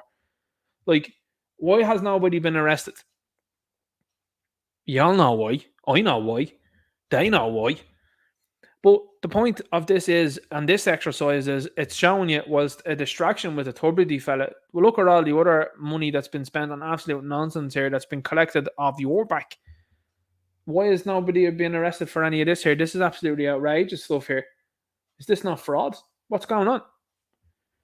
You see, they're more interested in going into the houses of people like Gavin Pepper and questioning people as well about what they're posting on social media than they are about investigating this. This is a real investigation. This should face multiple imprisonments should be going from here. Should it not? You absolutely should. 21 grand. Agency and client summer party. 5,140 golf ball, sweaters, shoe hire. €3,681 a cancelled executive board meeting. 5 grand Six Nations event. Again, I'll come back to it. I don't need any more reason to dislike rugby than I do here. 6 grand accommodation for a board executive meeting. 5 grand 200 flip-flops. This reads like something out of The Hangover, doesn't it? Like, really, it would be funny. Unfortunately, though, this is the type of stuff that these people are splurging your money on. that you know of, because that's not even going to factor into anything else that they might be up to, other shenanigans, possibly, allegedly, speculatively. €2,161 balloons. €2,499 thank you lunch for a client. 13,462 a golf game. 26 grand U2 concert 2017. 5,162 pre U2 concert dinner. 1,300 Amy Schumer show. Whoever did that show would absolutely be imprisoned without a trial. Who goes to that? Amy Schumer, a totally unfunny individual. Not just because she's a female comedian, and 90% of them, I would say 99% of them are not funny. Roseanne Barr's probably the only one that's funny. The rest of them are not funny at all. And someone paid 1,300 for this. This woman's related to Chuck Schumer. That's how she's gotten away in life. A lot of these people are all connected. 23,000 EU football finals. I know you're all going to say, Ninja, not going to criticise the football finals. I do, because that's nonsense. It is pure and utter nonsense. 23 grand been splurged on that drivel. 4 grand Garth Brooks concerts. No wonder they want them to play here. €3,076 House of Fraser vouchers. What a waste. 6,358 Phil Collins and Robbie Williams concerts. 7,688 Spice Girls concert. Are you awake now to what's going on? This is what your money's been splurged on. How many of those events would you went to? Do you know what I'm saying? Like, not only that, but these people should be paying for it out of their own pockets, not out of yours. And that's essentially what's going on. People have had enough, though. I think it's great. I think it's great to see people upset about this, but don't forget as well, too, this fella is just the lightning rod to make you forget about all of this. That's what that's about. All of this is to make you forget about what's going on. Forget about this stuff here and just remember this stuff here. Just focusing on him. He's a bad guy. Oh, he's already off the late. Like, well, that's good enough for him. And then slink off into the shadows. This is the way the media reported on Sound of Freedom.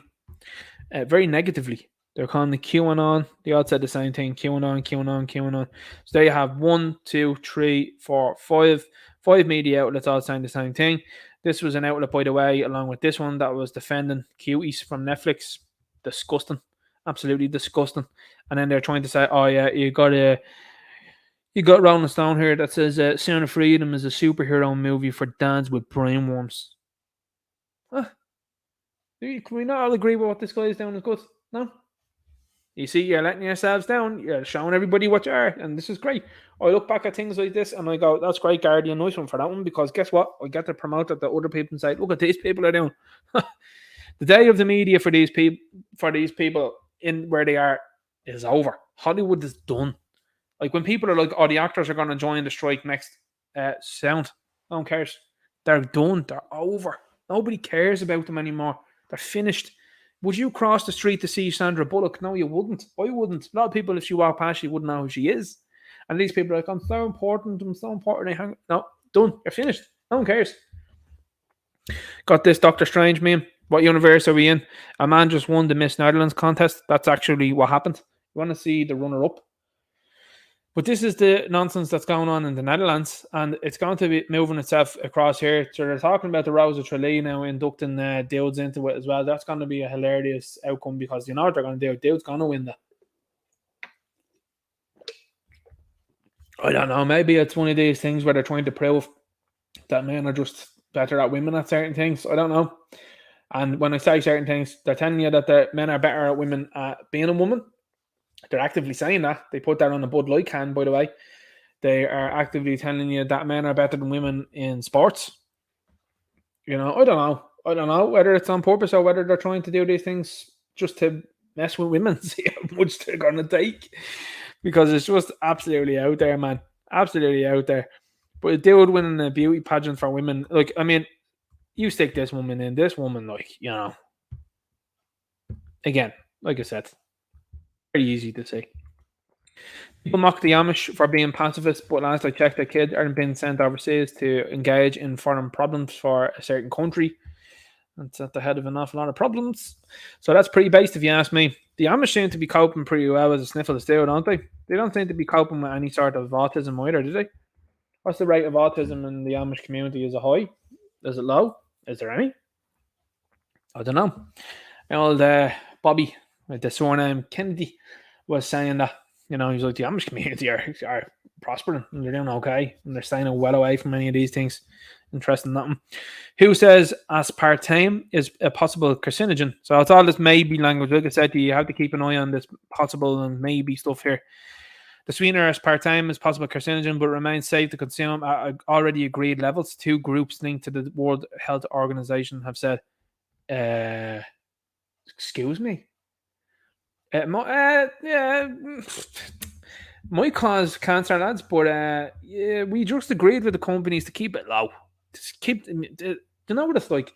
That's like a neighbour that's ahead of the ball that plays music at all hours at an atrocious level, and it's causing noise pollution and it's causing you to be awake all the time and causing multiple other people to be awake. That's like people gathering together and jumping in and saying, right, listen, you're gonna have to lower the music down, and the music is usually pumping, and they all go and say, yeah, okay, Grant, let's just agree a level here, and the music is just not pumping as much, but it's still pumping. Sure, that solves nothing. It solves nothing. And this is what these people are doing. They're like, yeah, we had a chat with them. They said we're not. They said we're naughty boys. We said they're naughty boys. And they said they're not do it anymore, but they do it at a grade level. That's bad though. That's bad. That's like going to I don't know.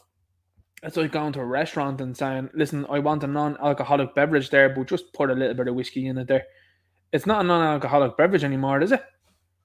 Like, you know what I'm saying? I'll have a Diet Coke with a bit of carcinogen in it there. Yeah, thanks very much there. Yeah, nice one. Like, this is what they're doing. And then they have the gall then to put on cigarettes. They have no, I don't smoke or anything like that, but I know people that do. Listen, this vaping thing, by the way, knock that off. That's not good for you either. But this, because that's, if they're letting people vape like that, that's absolutely outrageous. People smoking their computers, basically. It's absolutely unreal. Anyway, you got these people out here that are super concerned about your health that are like, yeah, that's fine. Take this information and do with it what you will. But if these people are saying, it's fine, I would believe the complete opposite. Because these people said this thing, the sniffles here, is not fine, and I believe the complete opposite, and I'm hunky dory here. Everything's cool. You know, thank God, touch wood. So there you go. How Ireland can learn from other countries to fund the licence fee. Taoiseach Leo Varadkar, pains me to say that, has said that it isn't fair that the majority of TV licence revenue goes to RTE. You see, this is how they're shaping this up. They're shaping it up to be like, the government should have a hand in this. But the government sort of does, doesn't it? When you have Rory Coveney involved in there and these people won't engage in open debate or anything like that in RTE. They've actively gotten rid of some of the old guard over the last while. You remember a couple of years ago, this is when it began, I think, they started to get rid of guys like Eamon Dunphy. They were like, he's too much now. We can't be having him on here calling what's what. And maybe people would say, well, Eamon Dunphy's part and parcel as well, sure. But Liam Brady, even recently, that was like, talking about Bill O'Hurley being a real presenter to Joanne Cantwell, basically calling her, in my opinion, not a real presenter. Says a lot. But if I ran the place, this would just be abolished. This doesn't need to be done at all. I'd disband RTA if I run the place as well. I would be like, look, you've provided nothing of a good service to people, in my humble opinion. People may disagree, that's fine. But independent media is the way to go. And that's where things should move towards it from here. And people are doing that. Fianna Fáil politicians fear for their safety due to rise in protests at gates of Leinster House. Could probably get a job at RTE with that type of voice, couldn't they? They all speak like that. Fianna Fáil politicians who get up to no good and have voted away your rights and your freedoms over the last few years and have been acting a goat and taking the mick out of you and stopping you from going to the gym are afraid because people are calling them on their bullshit. That's what this article should say. That's what that should say. The Independent here, Independent, that's a really ironic name, isn't it? That's what you should be saying. You should be going, well, these people have been up to no good. People are rightfully challenging them, finally. You see, as I said beforehand, this used, and as I said, I'll use this correctly, used to be a country where people would walk on and say nothing. Where did it go? There's your man there. Yeah, he's a bit of a doorboard. I won't say it, I'll keep that to me. Janie, Michael, how are you? How are you getting on there? Yeah, great to see you there. I'll be voting for you, yeah. And then he goes past, doorboard. That used to be how Ireland did things. So if you're listening to this from outside of this country, and I know a number of people do, that's how my country used to run. And that is effectively how it did things over the last number of years. And it stopped now. People are starting to get emboldened, which I love to see. They're starting to see, for example, when people are questioning people like politicians and media members in America, and people have been inspired here. And maybe it's not to do with just America. And I know that that might be, again, and I always do like to say, I like to credit our people for doing these things. I like to credit Philip Dwyer for doing what he's doing. Like, I think he's done a wonderful job. And the fact that he's going out and he's viewing and talking to these people, I think he's given an awful lot of confidence to people that are doing it themselves now. You know, you see Ferg that's out there doing his bit. You see Gavin Pepper out there doing his bit. It's phenomenal to see. You're seeing Toby out there as well doing his bit. You're seeing Satirical Soldier. You're seeing the Irish Inquiry. You know, a massive shout out to the Irish Inquiry. Like, I really like what they're doing out there. Just going out and questioning these people. And these people have awakened something in Irish people to say, yes, it's okay to question these people and put them on the spot. Put them on the spot at your door. Put them on the spot in your areas. And that's why I love, and I give 110% credit. Again, I know people be like, that's not good maths there now, Ninja. 100% credit to people that go out and record these interactions with these people when they're questioning them. Because you're in a public place, which you're entitled to do. And you're also right to be questioning these people and putting them up for everyone to see, to go, this is how this person responded. It's phenomenal. And this has changed now. You have to understand these politicians, and this is where, if I was a member and a serious member of someone in uniform, I would be sitting these people down and I would be doing and saying things like this to them. Have you not tried not being doorboards? Have you tried that? Have you looked in the mirror at all lately? Do you understand what you did? Do you understand that you crossed the Rubicon? Because that's what you all did. Media, medical profession, NEFE, and politicians. You crossed the Rubicon a couple of years ago. It's finished. Any sort of civility that people were going to give you, any sort of, I would suppose, thinking about how they would treat you going forward, went out the window. Went out the window when you decided to do what you did. And what you are continuing to do. Because you think people are stupid and they're not. You see, these people all sit in their little circles and they laugh to themselves and they go, oh, look at the plebeians. It's like the old days of Rome. These people think that they're little Caesars running around the place. And they are. They're little individuals. They wouldn't pick in a five-a-side, as I keep saying.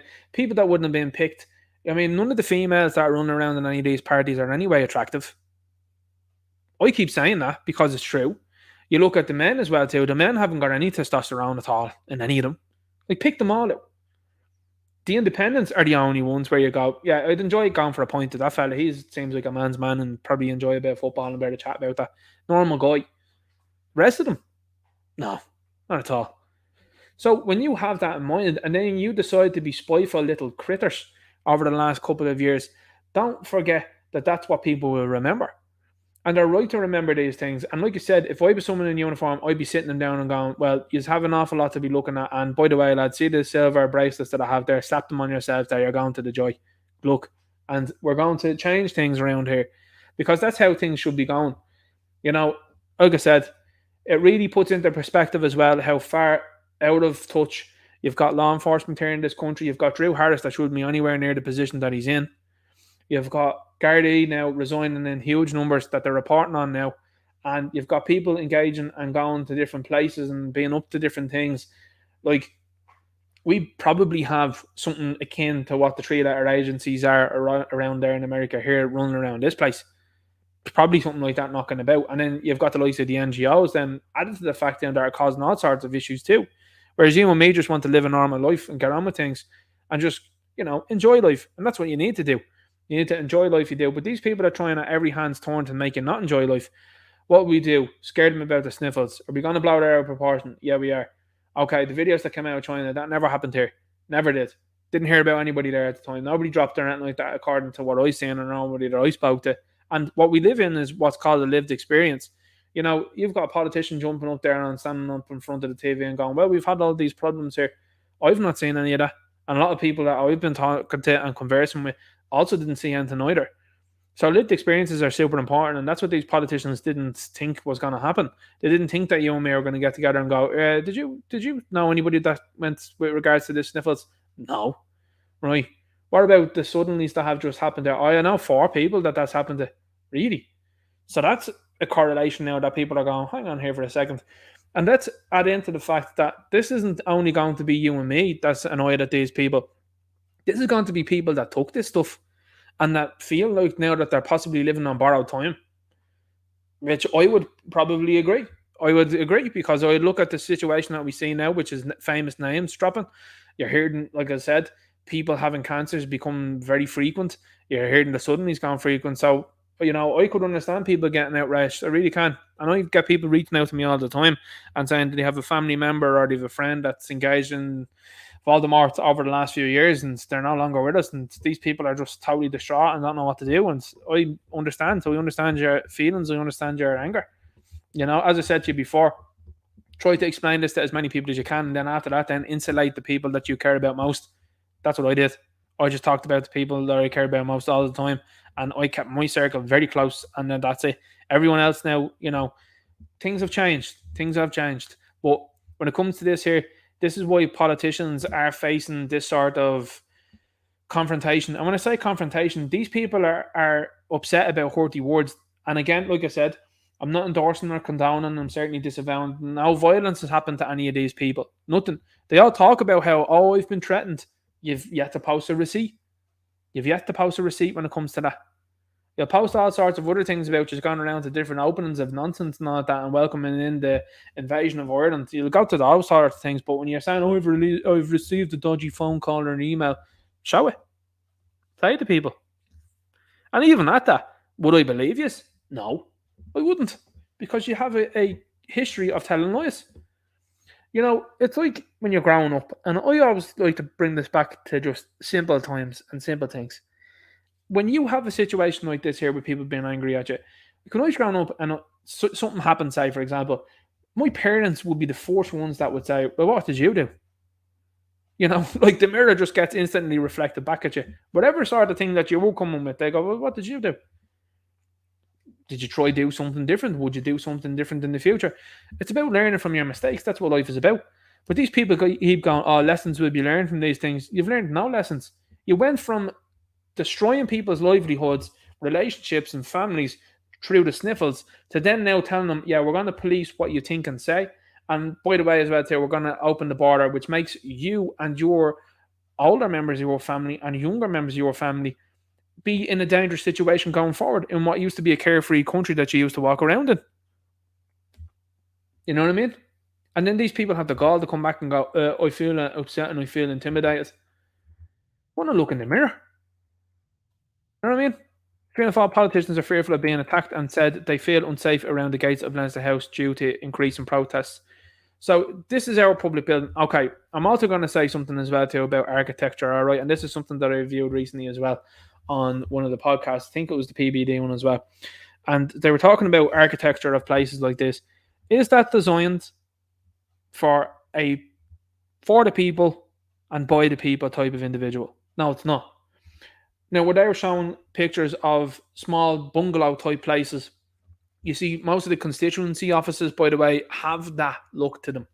Now, someone will say, well, it looks of a parliament and our Dáil here, for example, and our Senate needs to look grandiose for a certain reason. Well, why? Well, it sets the difference in who's leading the place. But like I said to you, these people are sheep leading a pack of wolves here. You wouldn't have that happen. They're complete and utterly useless. So why would we permit that? And why are we looking at these people as if they're Anthony? You see, this is something that I picked up as well from Gerald Salente. Titles, badges, names, whatever. It means nothing. Nothing to me. I don't care who or what you are. You are the same as I am, and you should be spoken to exactly the same way. If anybody out here was trying to inhibit people's freedoms or something like that, and you were an average head, you'd be called on it quickly, you would. People in these working class areas, and they say working class, people that are just normal individuals, average Joes that haven't grown up with a silver spoon in their mouth and haven't been going to the same parties and hanging around the same groups that you people have, are the ones that will be called on stuff straight away. If you know it yourself, if you told a lie to your friend, well, the friend wouldn't believe you then after that. But with these people, they keep getting carte blanche. You told lies there. Sure, look, I will keep you going on there. You have the media that are ravenous. They love talking about, oh, Philip Dwyer was up in court there, he was there for trying to protect the innocence of children. They like to talk about the dog thing as well too, that Philip, in fairness to him, was leaned into, which I'd like to say, which makes a mockery out of left end. They don't know what to do with him then. But you don't see them saying Taoiseach Leo Varadkar, who was under criminal investigation. You don't see them saying that, do you? You know what I'm saying? They like to bring up all these character assassination attempts with other people, but they never apply it to their own. So there you go. And that's why people have had enough of it. They've had enough of it because they've said, right, okay, we've had enough of the lies. And now that you're openly trying to lie to people's faces and that you're trying to inhibit them and their freedoms, you're now going to this here. Because here's what they'll try and do. They'll try, and they've set it up in my mind as well. You know, when the protests have been planned and they've barricaded the outside of the Dáil and they've given them an ability to get out in the cars, that's what they want year round and all of the time. Because when this stuff starts to get, as it's going, ramped up and ramped up and ramped up, these people are going to get more tetchy and they're going to get more scared. You know, it's like when the fella used to get into a ring with Mike Tyson and he knew Tyson was coming. And they used to try and just flail at Tyson. But they knew, like, oh boy, I am in trouble here. And again, like I said, I'm not advocating, I'm only using an allegory here. This is only an image that I'm giving you of how much trouble these politicians are in, because when people assume these positions and hold these people accountable, which they will, these people know that they're in serious bother. And again, from a legal standpoint, of course, because legal and law and order legalities and law and order will be switched back on when people assume these positions. But what I'd like to look at with buildings like this, because architecture has totally fallen away over the last few years, is that this isn't the for the people, by the people sort of stuff here. This is a symbol. And just think about this now the next time you see these type of things here. This is a symbol to say, oh, we're more grandiose than you are. You've got Michael D. Higgins. Most people wouldn't cross the street to shake the man's hand. And he's living up in Arsenal around there. A big White House there. Huge place that he has no use for at all. And he's up there hanging around there, doing whatever. That's totally superfluous. But it's there as a reminder. That's what it's about. It's there as a reminder to go, well, look at me and the position I'm in and where I am, and look where you are there. So people are starting to wake up to that, and they're starting to tune into that there, that these people are no better than they are, and these people are, you can absolutely question them, and you can absolutely feel the type of way that you can. But these people now are starting to get a little bit bricky. And when you start to see these people get bricky, then you see them taking measures like having armed 24 security detectives and all that. Then we were after giving each other. This is what they've done, by the way. Recently, they said they were giving $5,000 each there in the Dáil and in the Shannon to improve security around their homes. What about the people whose areas are being inundated and flooded with people that are not of this land, particularly dudes that should be going and fighting in their own country? You know what I'm saying? They're been inundated and been called bigotophobes then by these people, these same people that are giving themselves $5,000 each to beef up security from who? From the natives. And then they're at this here through the media. Oh, I feel scared coming out of Leinster House. Like I said, when you're voting for things that you're voting for, have a look in the mirror. New psychology research indicates that social rigidity is a key predictor of cognitive rigidity. Okay, so recent research found a strong connection between social rigidity and cognitive rigidity, suggesting that inflexible thinking in one area tends to be associated with inflexible thinking in another. Now, does that sound familiar to you? Because that links into what happened up here as well, too, and why people are angry. Because you and I, who have a brain and a brain that functions, were questioning what was going on over the last few years, and what was the message that was given by the media and by politicians and various other people. People that ask questions are not to be trusted. They're putting you in danger. They're lunatics. They're conspiracy theorists. They're tinfoil hat wearing people like that. They're far right. So as a result, then, these people that weren't able to exist outside of a social bubble were not able to exist in a cognitive bubble either. And this is what I'm saying to you. This is going back to just very primitive understanding of people and general individuals. And this is why the cultural shift is on and why it's important and why these people fear it, is because when the cultural shift happens and when this stuff is lauded, when you see people turning up to these drag nonsense things and saying this is not to be had, and people are on board with that and they're like, yeah, I like that.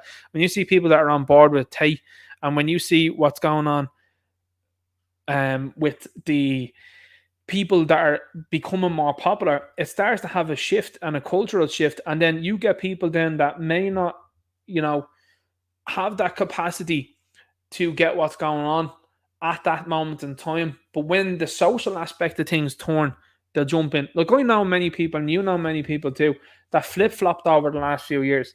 When they were in the room with certain people, that they were saying, oh, this person's an anti-masker and they're an anti-Voldemort and all that.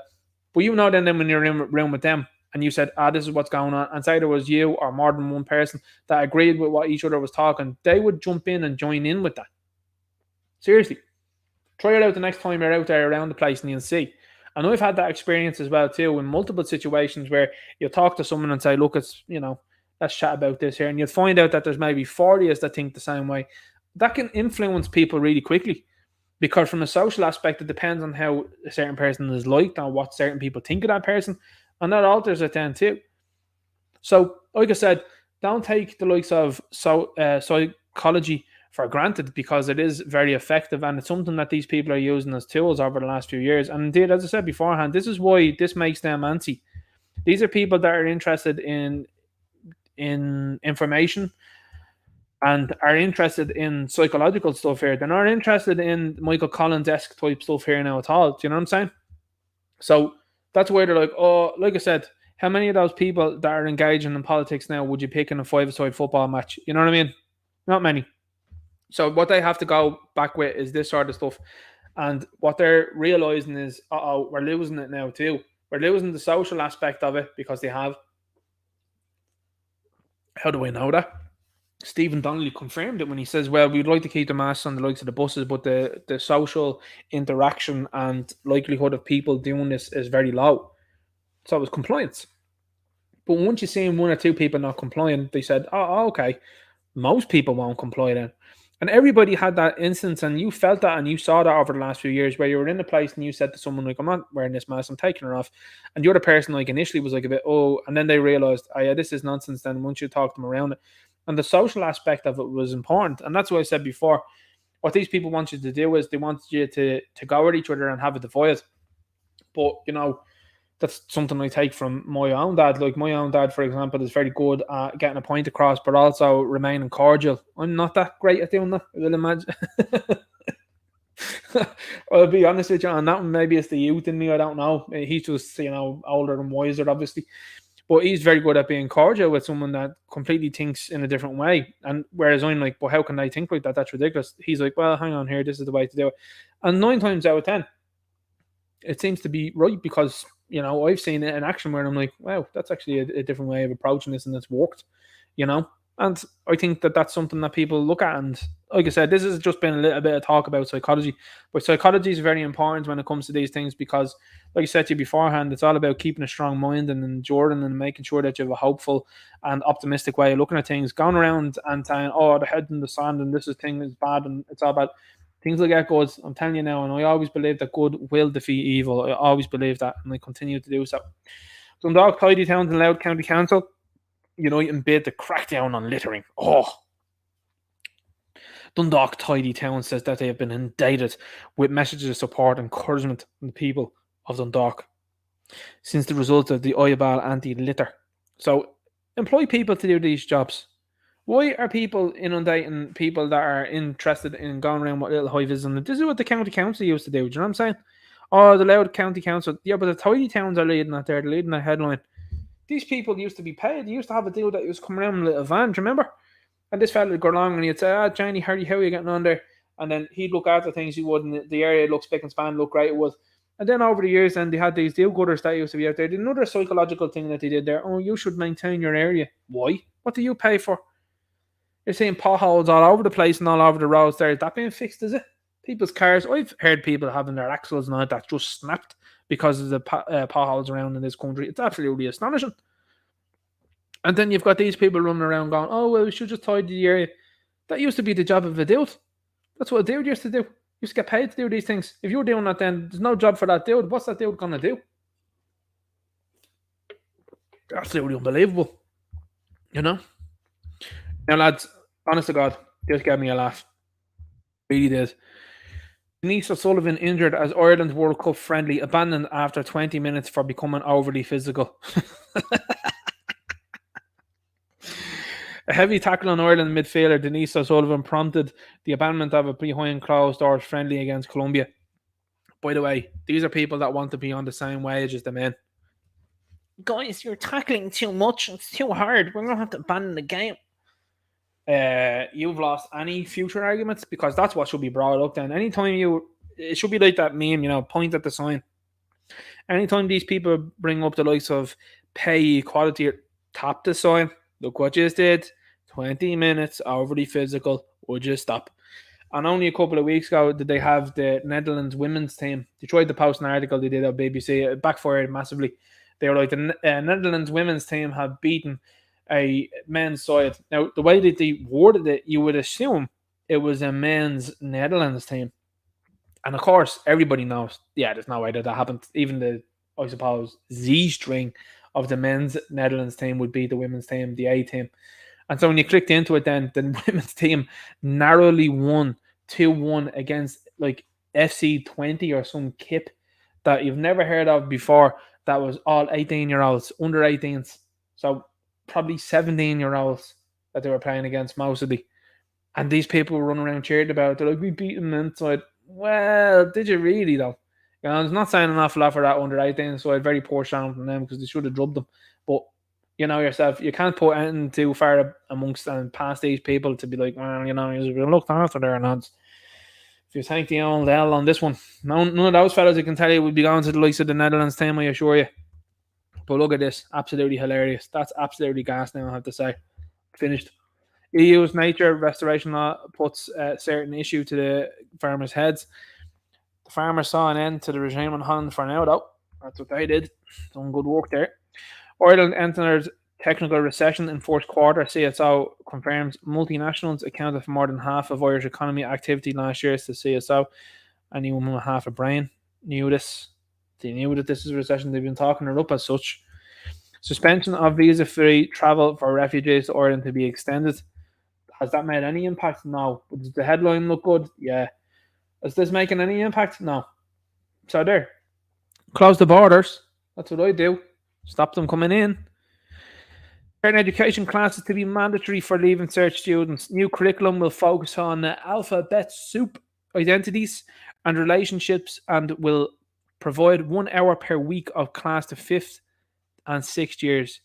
Look up the meaning of the word mandatory there, by the way, lads, just so you know.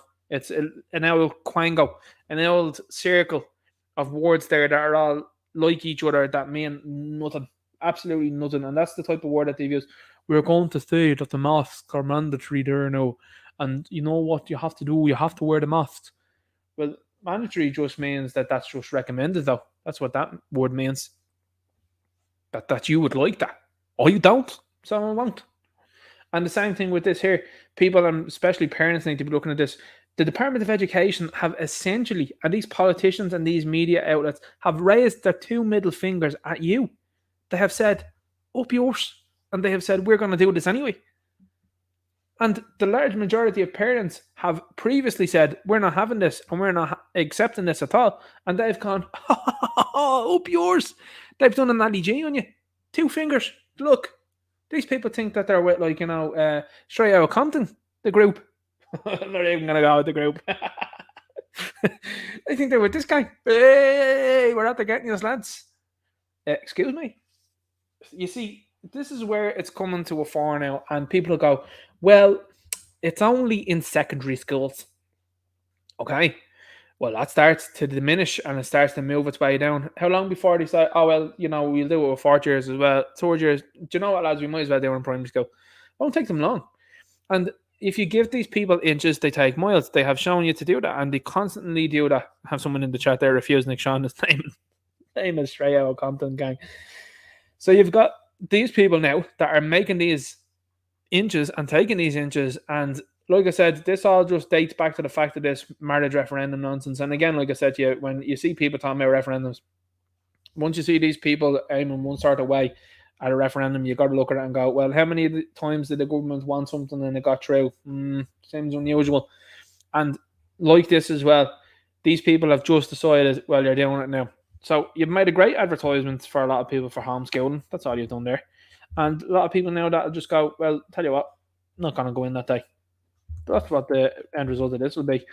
Because this is an issue, and as I said to you before, where this is going to become interesting is like I said, the diversity problem for these people is going to be massive going forward, because the likes of Muslims won't be having this, and a lot of Africans that are either Muslim or they're Christian. Because I'm telling you what, like, I've met a number of Africans that I know, even myself, that are staunchly Christian, and they won't play around any of this sort of nonsense here at all. They mock this openly, which is great. I think it's very funny. But the same people that these people on the left are cheering for, the same people that are going to turn around and say none of that. And see, this is the attempt from these people that are creating division. They want to create division so everyone's at each other, rather than doing what happened, I think, in New York, was it there last week, the week before, where the parents gathered together and Christians and Muslims gathered together and say, yeah, we're not having any of this rainbow nonsense here in the schools. And the school had to back down, because they were like, oh no, everyone's in on this here and they're not having it. So that's the importance of allying yourself down with other people, because you will find that these people do think similar things. And like I said, you've got one religion now there in the world where no one's going to mess with it because they fear it and they respect it. And these people are more than happy to stand up against this stuff as well, and they don't mind being called names. You got to look at that, is what I'm saying. ED expresses concern about aggression towards politicians outside of Oireachtas. Yeah. Green Party representatives. So they're all coming out. These vipers coming out from their pits are all coming out from different ways. You've got the Fianna Fáil up above there. You've got someone else there, I think was at the start of the program that I was telling you about, that was like, oh, well, we're not really happy with this here. You've got Green Party. The Green Party are the worst they are. Now, I know, and it's something that I'm regularly told as well too, people are like, Ninja, you're talking about the Green Party there. They're all complicit. Yes, I agree. I understand. And I understand that the Green Party are getting the blame, and they can be reined in by the likes of Fine Gael and Fianna Fáil pretty quickly, but they're not, because they're all in it together. So therefore, with Fine Gael and Fianna Fáil not holding the Green Party to account, letting them take the blame on things, they're all in it together.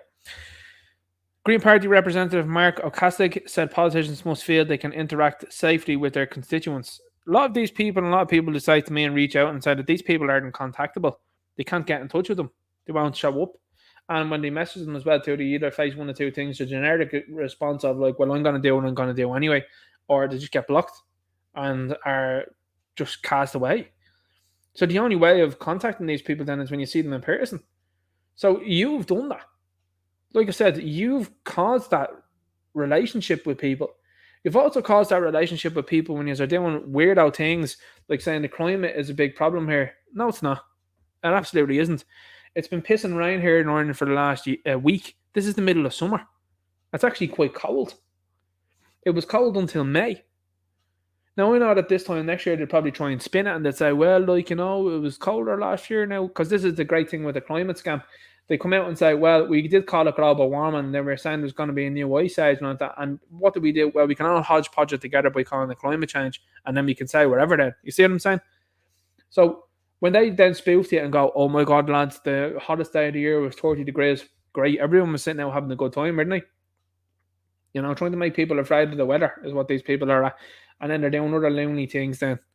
You've got Catherine Martin that's in there now that's setting up essentially a Ministry of Truth. That's a Green Party member, isn't it? You've got Roderick O'Gorman that's overseeing one of the worst invasions of Ireland that anyone's ever likely to see. Essentially putting children at risk, in my opinion. So when you see these people saying, oh, I'm concerned about people confronting me, you should be, because you've caused that. Like I said, I'm not endorsing violence. I'm not condoning it. I'm not supporting it. I'm disavowing anyone that would engage in that. But like I said to you before, you see how France are starting to do things now. France have gone straight to we're surveilling you lads because of the trouble that's going on here. Ireland did it in a sneakier way. They're like, we've got a court order to surveil you for 12 months there. And they just like, we won't say anything too much about that. And this is what these gangsters are coming out and saying. We feel unsafe. What about all the stuff that you're possibly spying on? How about that for safety? How about the fact that these people are voting to take away your free speech? How about the fact that these people are voting away to take your ability to move around freely around this country and around the world? How do you feel about that? Tell you what I feel. And it won't ever go away, I promise you that. I'll always feel anger. And to be honest with you, you're talking about hate speech and that. I feel a certain type of way about these politicians, and that's never ever going to go away. That's just real talk. That's why I changed the name of this show to Real Talk, because that's how I feel. I'm never ever going to be changed my mind. I'm never ever going to have my mind changed. Or rescind that. I'm never ever going to have my mind changed to think any better of you people. Never. It'll never happen. I promise you. Because like a man of old, once you've crossed me, that's it. Done. And it's something I inherited. Thankfully, I did from my grandfather as well, especially, and my dad. But certainly, it's something that I've inherited, which is you've crossed me once, and I'm not letting you cross me again. And I'm going to remember when you've crossed me. And there's a lot of other dudes that are out there that are doing the same, and women that are like, no, you've crossed me now. You've crossed me kids. You've crossed me grandparents. You've crossed me man, dad. That's it. Done. So you only have yourselves to blame, is what I'm saying there, and you should feel ashamed of what you have done. And these Green Party people are great at telling you what to do and not that, but they never start with themselves, you know. Taoiseach Leo Varadkar says, "Born of his image on loyalist born for it does nothing. Excuse me, does not reflect opinion of majority in North." Listen, lads, the tricolour, take it down, leave the rest up. You know. Look at the old badge up there as well too. The ship has sailed. Now I know people in the chat there that are from the north. I know there's a couple of people that are in there as well. They'll fill me in on this sort of stuff. And I know this is another thing, by the way. This sort of stuff is never ever going to go away. You can do all of the marches and all of the little talks and stuff like that, but there is going to be a segment of society that will always think that there's no change in that. And people in the north understand that, and they get on with their lives to do. Now, what's happened in the north as well too, because they've started to try it big time, they have in the north, and I've seen it. They've diversified the north massively, so that when you see things like this, it is kind of an oddity, because you're going, oh, hang on here, and there's lots of people walking around the place not knowing there's nothing going on. But there is still a little element there is there for sure, and people that are from the north will let me know in the chat, of course, and they do through comments as well. They're like, oh, there's still an element for sure, Ninja, you don't go outdoors. So you had one ape here. Who was it that was saying that we should have a public holiday on the 12th of July? Was that Patrick Costello? Was it? Someone let me know in the chat there, will you please? I remember reading some idiot there was like, we should have a bank holiday or something on the 12th of July. And people are looking and going, Matty McGrath was the one that did it. Matty McGrath was just like, this fella's stupid. Like I'm paraphrasing there, but it was just to the effect of, how ludicrous is that? Someone let me know in the chat there, will they? We've got Derek McManus saying it's not diverse where I live. Honestly peaceful. White folks. Let's see if anyone says that in the chat there. I'm really sure that was your man Costello was, because Mike McGrath lit him up. He was like, this is absolutely ridiculous. So anyway, going back onto this here, a lot of people looked at this and they said, take the tricolour and the Republic flag down. The rest of it you can probably leave there, lads. Suppose the Unionists and the Unionists and Republicans can probably agree on one thing there. ACK says, yeah, Costello looking for that 12th of July. Do you know who yeah, man, Costello's married to? He's married to Hazel Chu. Miss China. Why do you keep calling it the Chinese virus? Because it comes from China. Moy Gashel bonfire set alight after Irish flag and Varadkar poster placed on boat at the top of port. And it didn't get much of a reaction out of this here. People laughed at this and they were like, lols. And then, like, obviously to the degree of, like, get the Irish flag down. Disgraceful to put the tricolour there. That's what it says. Oh, stop. You'd have some laugh about this online, honestly. Residents seek to overturn plans for 785 apartments in North Dublin. Council approved €300 million scheme for St Vincent Hospital site in Fairview after reducing the number of units. This is outrageous. The fact that these people can do these things, insofar as try to just put these things up, like they've done it in Blanchardstown recently, where there was an article I read, and it said that they're putting up apartments that all of the shops, I read it to you before, I think, on this channel, the shops had said no. Like, think about that. People that would stand to gain from more people being in the area were like, no, don't do that. Because those shops know that in the future, who's going to be in them? And they're like, well, we don't want to see anybody hanging around the back of the shop. And we don't want to see anybody that's up to no good around the area. These shops aren't stupid. Do you know what I'm saying? And similar enough here, these people that are residents in here know what's going on. They know that apartments are bad news. And going back on architecture, has anybody driven through Ballymun lately? It's an absolute disgrace. The hodgepodge of buildings that are out there, like they used to talk about the towers that were there, and the towers did look bad, don't get me wrong. But the fact of the matter is, when you drive through that area and you look, and nothing's in line with each other, nothing's in sync, And you're looking at it and you're going, that looks worse than what it did beforehand. At least beforehand, it looked like it was in line. But now it just looks ridiculous. So you've got people now like myself and yourself now that look at architecture and go, that's drab, it looks awful, it does, and it's a hodgepodge in the middle of nowhere for no reason. This all should be unified. Seriously, have a look at these apartment places now next time you have a look and see what ones look like they're in line with each other and what ones don't. It's absolutely inexplicable. It's not inexplicable, it's actually widely known. It's the fact of the matter, these people don't care and the contract's going out to whoever wants it. They're just doing whatever. Nothing aesthetically pleasing. And in fairness to these people, they're like, no. We're not having that here because we know it's going to be shoved in there. Well, wide way. Fairview will be a well-to-do area as well too. It's only down the road from Clontarf. So they know what's going on. Change needed at the top of RTE, Taoiseach says. Disbandment is what's needed, is what I'd say. The fact that he's been labelled as Taoiseach and formerly under a criminal investigation never got there. Champion Dublin footballer thought stroke symptoms were tiredness from training. This happened last year. Siobhan McGrath has described how the fast symptoms mantra helped her realise she was having a stroke last June. So, was she like, any chance of an update on that one? That's not usual for a 35-year-old to have a stroke, is it?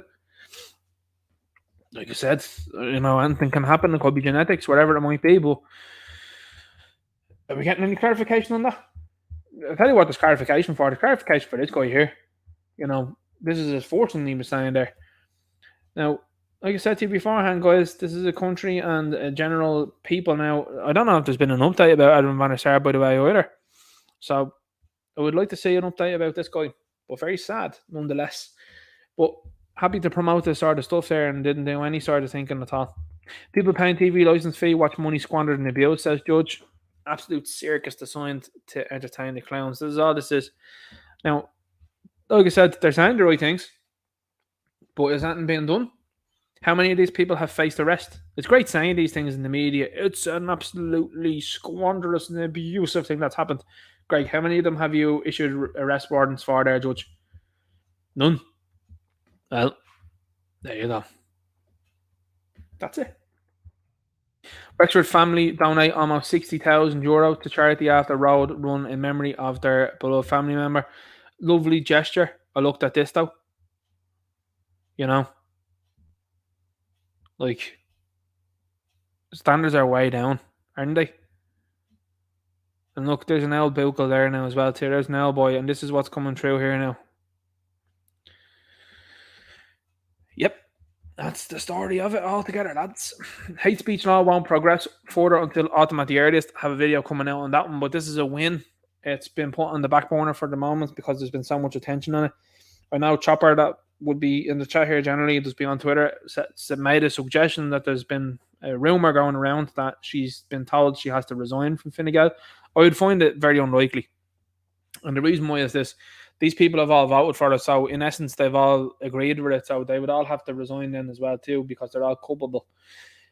Danny Healy-Rae was out there the other day, and he was saying the right things, and he was saying, well, you'll have to ask Callum McEntee as to why she's at this sort of stuff there, and I think that's the next part of calling so far as when people, if I don't think anybody's gotten a chance to have a chat with this woman outside of the place. I think it's only been Gripped that has gotten a chance to see her outside the doll, and again, like I said, it's just asking questions.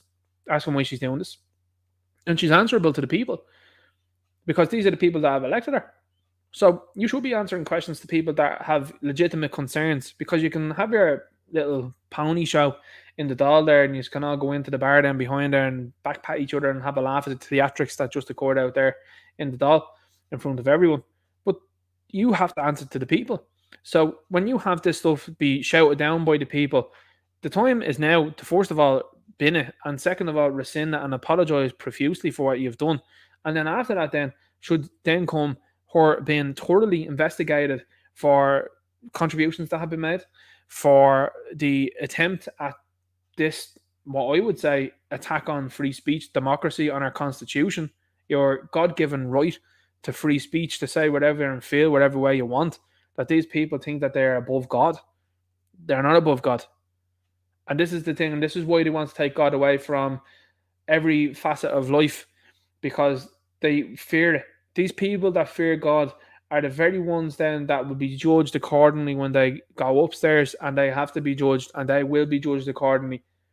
So I don't know what is I getting out of it now, but it's certainly not enough money I would ever assume could be worth this sort of nonsense that you are engaging in. You should stop, and you should be made to stop by the law and order within this country, by the likes of the police.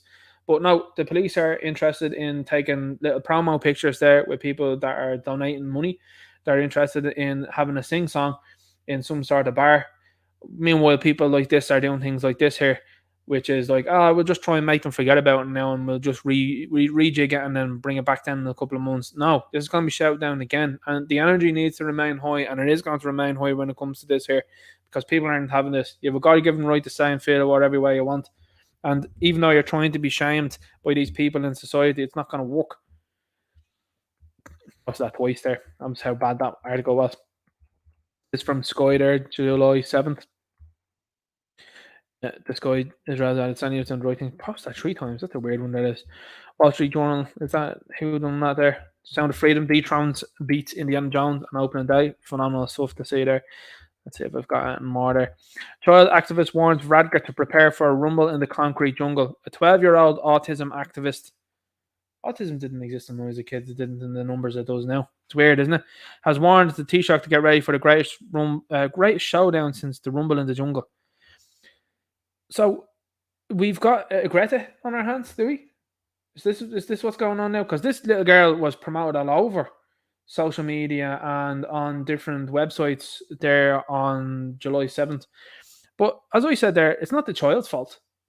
The child bears no responsibility in this here at all. It's the parents. The parents have no shame.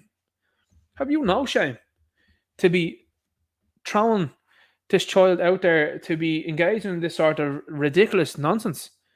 To then go around running around telling people that Leo Varadkar, I call him Leo the Lion. You are having me on. But this is what's happening now. They're hoping for you not to question any of this sort of stuff, and hopefully that you'll move on because they say, well, things are above criticism. I'm not criticising the child here at all. I'm criticising whoever's feeding her the script and whoever the parents are, because it's absolutely appalling to see this person be used like this. And similarly, Gettr was used in a different way to the advantage of her parents. So I don't know what these people are getting out of it. Are these people asking questions like, say, for example, Bobby Kennedy is? Are they asking questions like that? Or are they just going to go on this little publicity tour with this child saying things that are buzzwordy, catchphrasey type nonsense? Is this what's standing up for news now? Is this what you're doing? This is just general gossip and nonsense. And this is what these people do in these media circuses. And I'm going to say circuses because it's pure theatrics. It's a complete and utter clown show. And nobody's out there running around any of these mainstream companies that are going, hang on here for a second.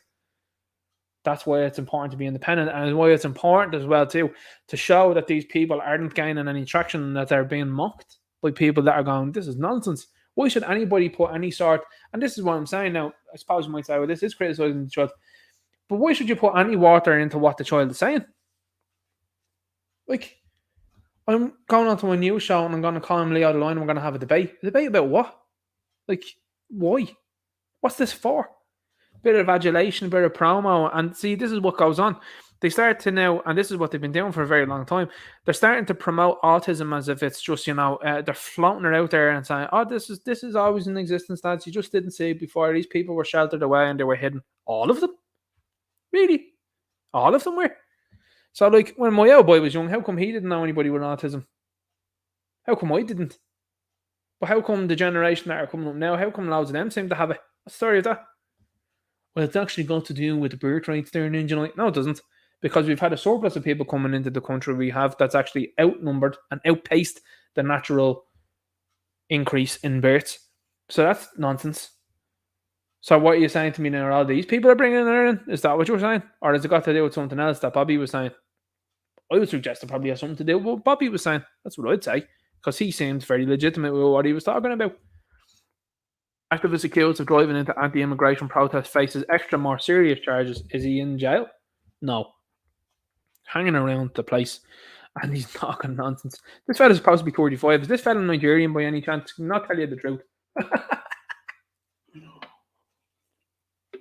Someone said he's 35. Is that true? And he's haggard looking for 35 years of age. He looks about 60 odd. You know, I know plenty of fellas that are looking way better than that, and they're probably nearly double the chap's age. Seriously, scandalous. Fundraiser for French police officer who did that closed down. The family of the 17-year-old and politicians have filed complaints over the controversial crowdfunder.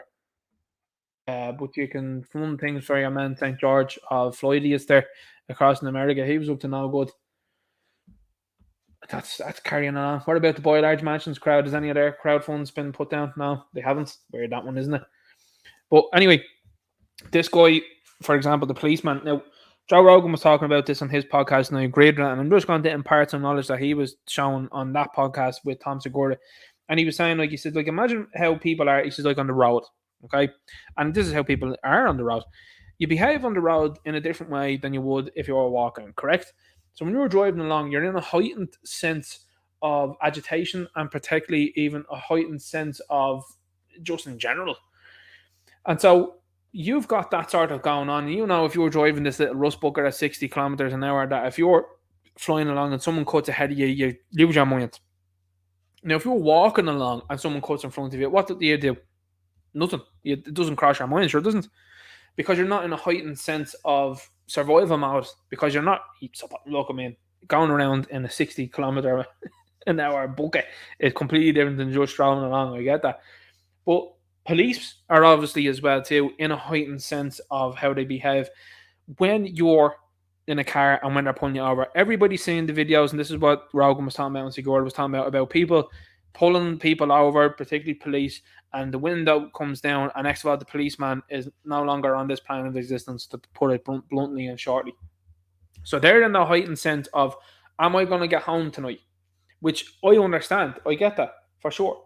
So as I said beforehand, when you're engaging in sort of stuff like this here, the perfect response is, yes, sir, no, sir, can I go on my way, sir? I'm not doing anything illegal here.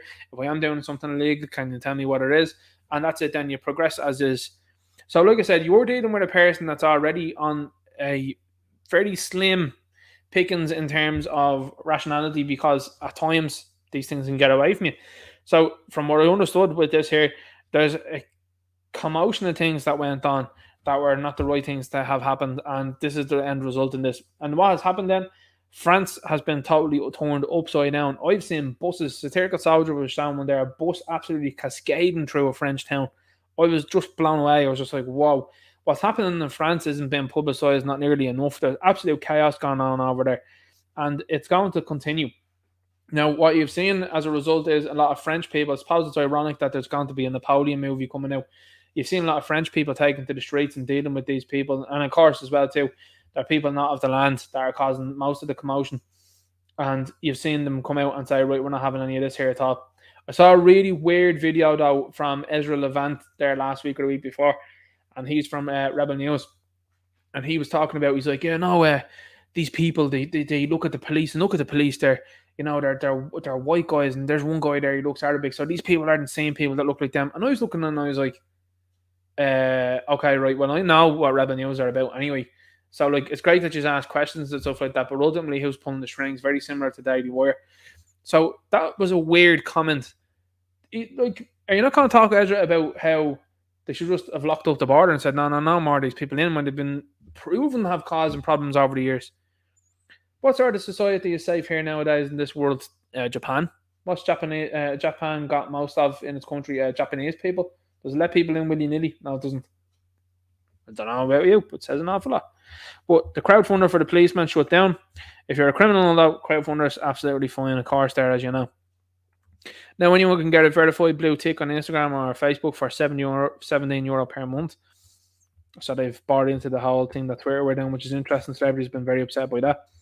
Metrolink bill reaches 300 million, and still there's no sign of progress. Like, who's fiscally responsible for this here? Who's financially responsible for this here? This is just money just been thrown away. 300 million and nothing been done. It's actually criminal what's going on here. Does that not criminal behaviour? I don't know, guys. Garda numbers continue to decline as resignations and retirements accelerate. I'm not surprised with the picture you're seeing up above. Replacements already being set up to join, as I said there. You won't be seeing many faces that look like that now, the recruitment drive next time, I'm telling you. That's not what they want. Look at the fact of the matter that they had them all blurred out as well. Weird, that one, isn't it? That's weird. Ireland listed as one of the most stressful countries in Europe. People need to turn on the TV and tell politicians to go away more. And that is where we ended. So we did really well this evening. We've done a good 2 hours plus, I think. So this is the part and portion of the time that I'd like to say thanks to everybody that listens in and watches. And if you've learned anything from this, that's fantastic. Go and share the word with other people. Let them know what's going on in the wider world. We have a big problem here in this country. It's continuing on. But I think more and more people are starting to get wise to it, and they're starting to stop it and say, wait, hang on here now, I'm not having this. I'll be back next Friday, 7:30 Irish time. I will attempt to be on time next week. Obviously, it was later than this week. Things just, as I said, get out of hand at times, and it's just that's the nature of the beast. But thanks very much for listening in. We've had a solid over 170 here most of the night, so I appreciate that. Thanks for listening in. Thanks to, as well to the fans that listen in here, that listen in and actively grit their teeth, listening to this here, listening to me talking about what's going on. They don't like free speech, of course, and that's great because that just proves out to be who is and who are the people in society that are all for show, all for your rights and your freedoms and like that. But when it comes down to it, they're not really for any of that there. So thanks again to everybody that listens in, and especially as well too to those fans, because I know you've watched this through gritted teeth. Mwah. Thank you. Chef's kiss there. So I'll jump into the chat then and we'll see what people have been saying. Hopefully I can get through this here, and we've got at Ninja Knights. It'll be great now. I know I said that a good while in, so we'll see how we go.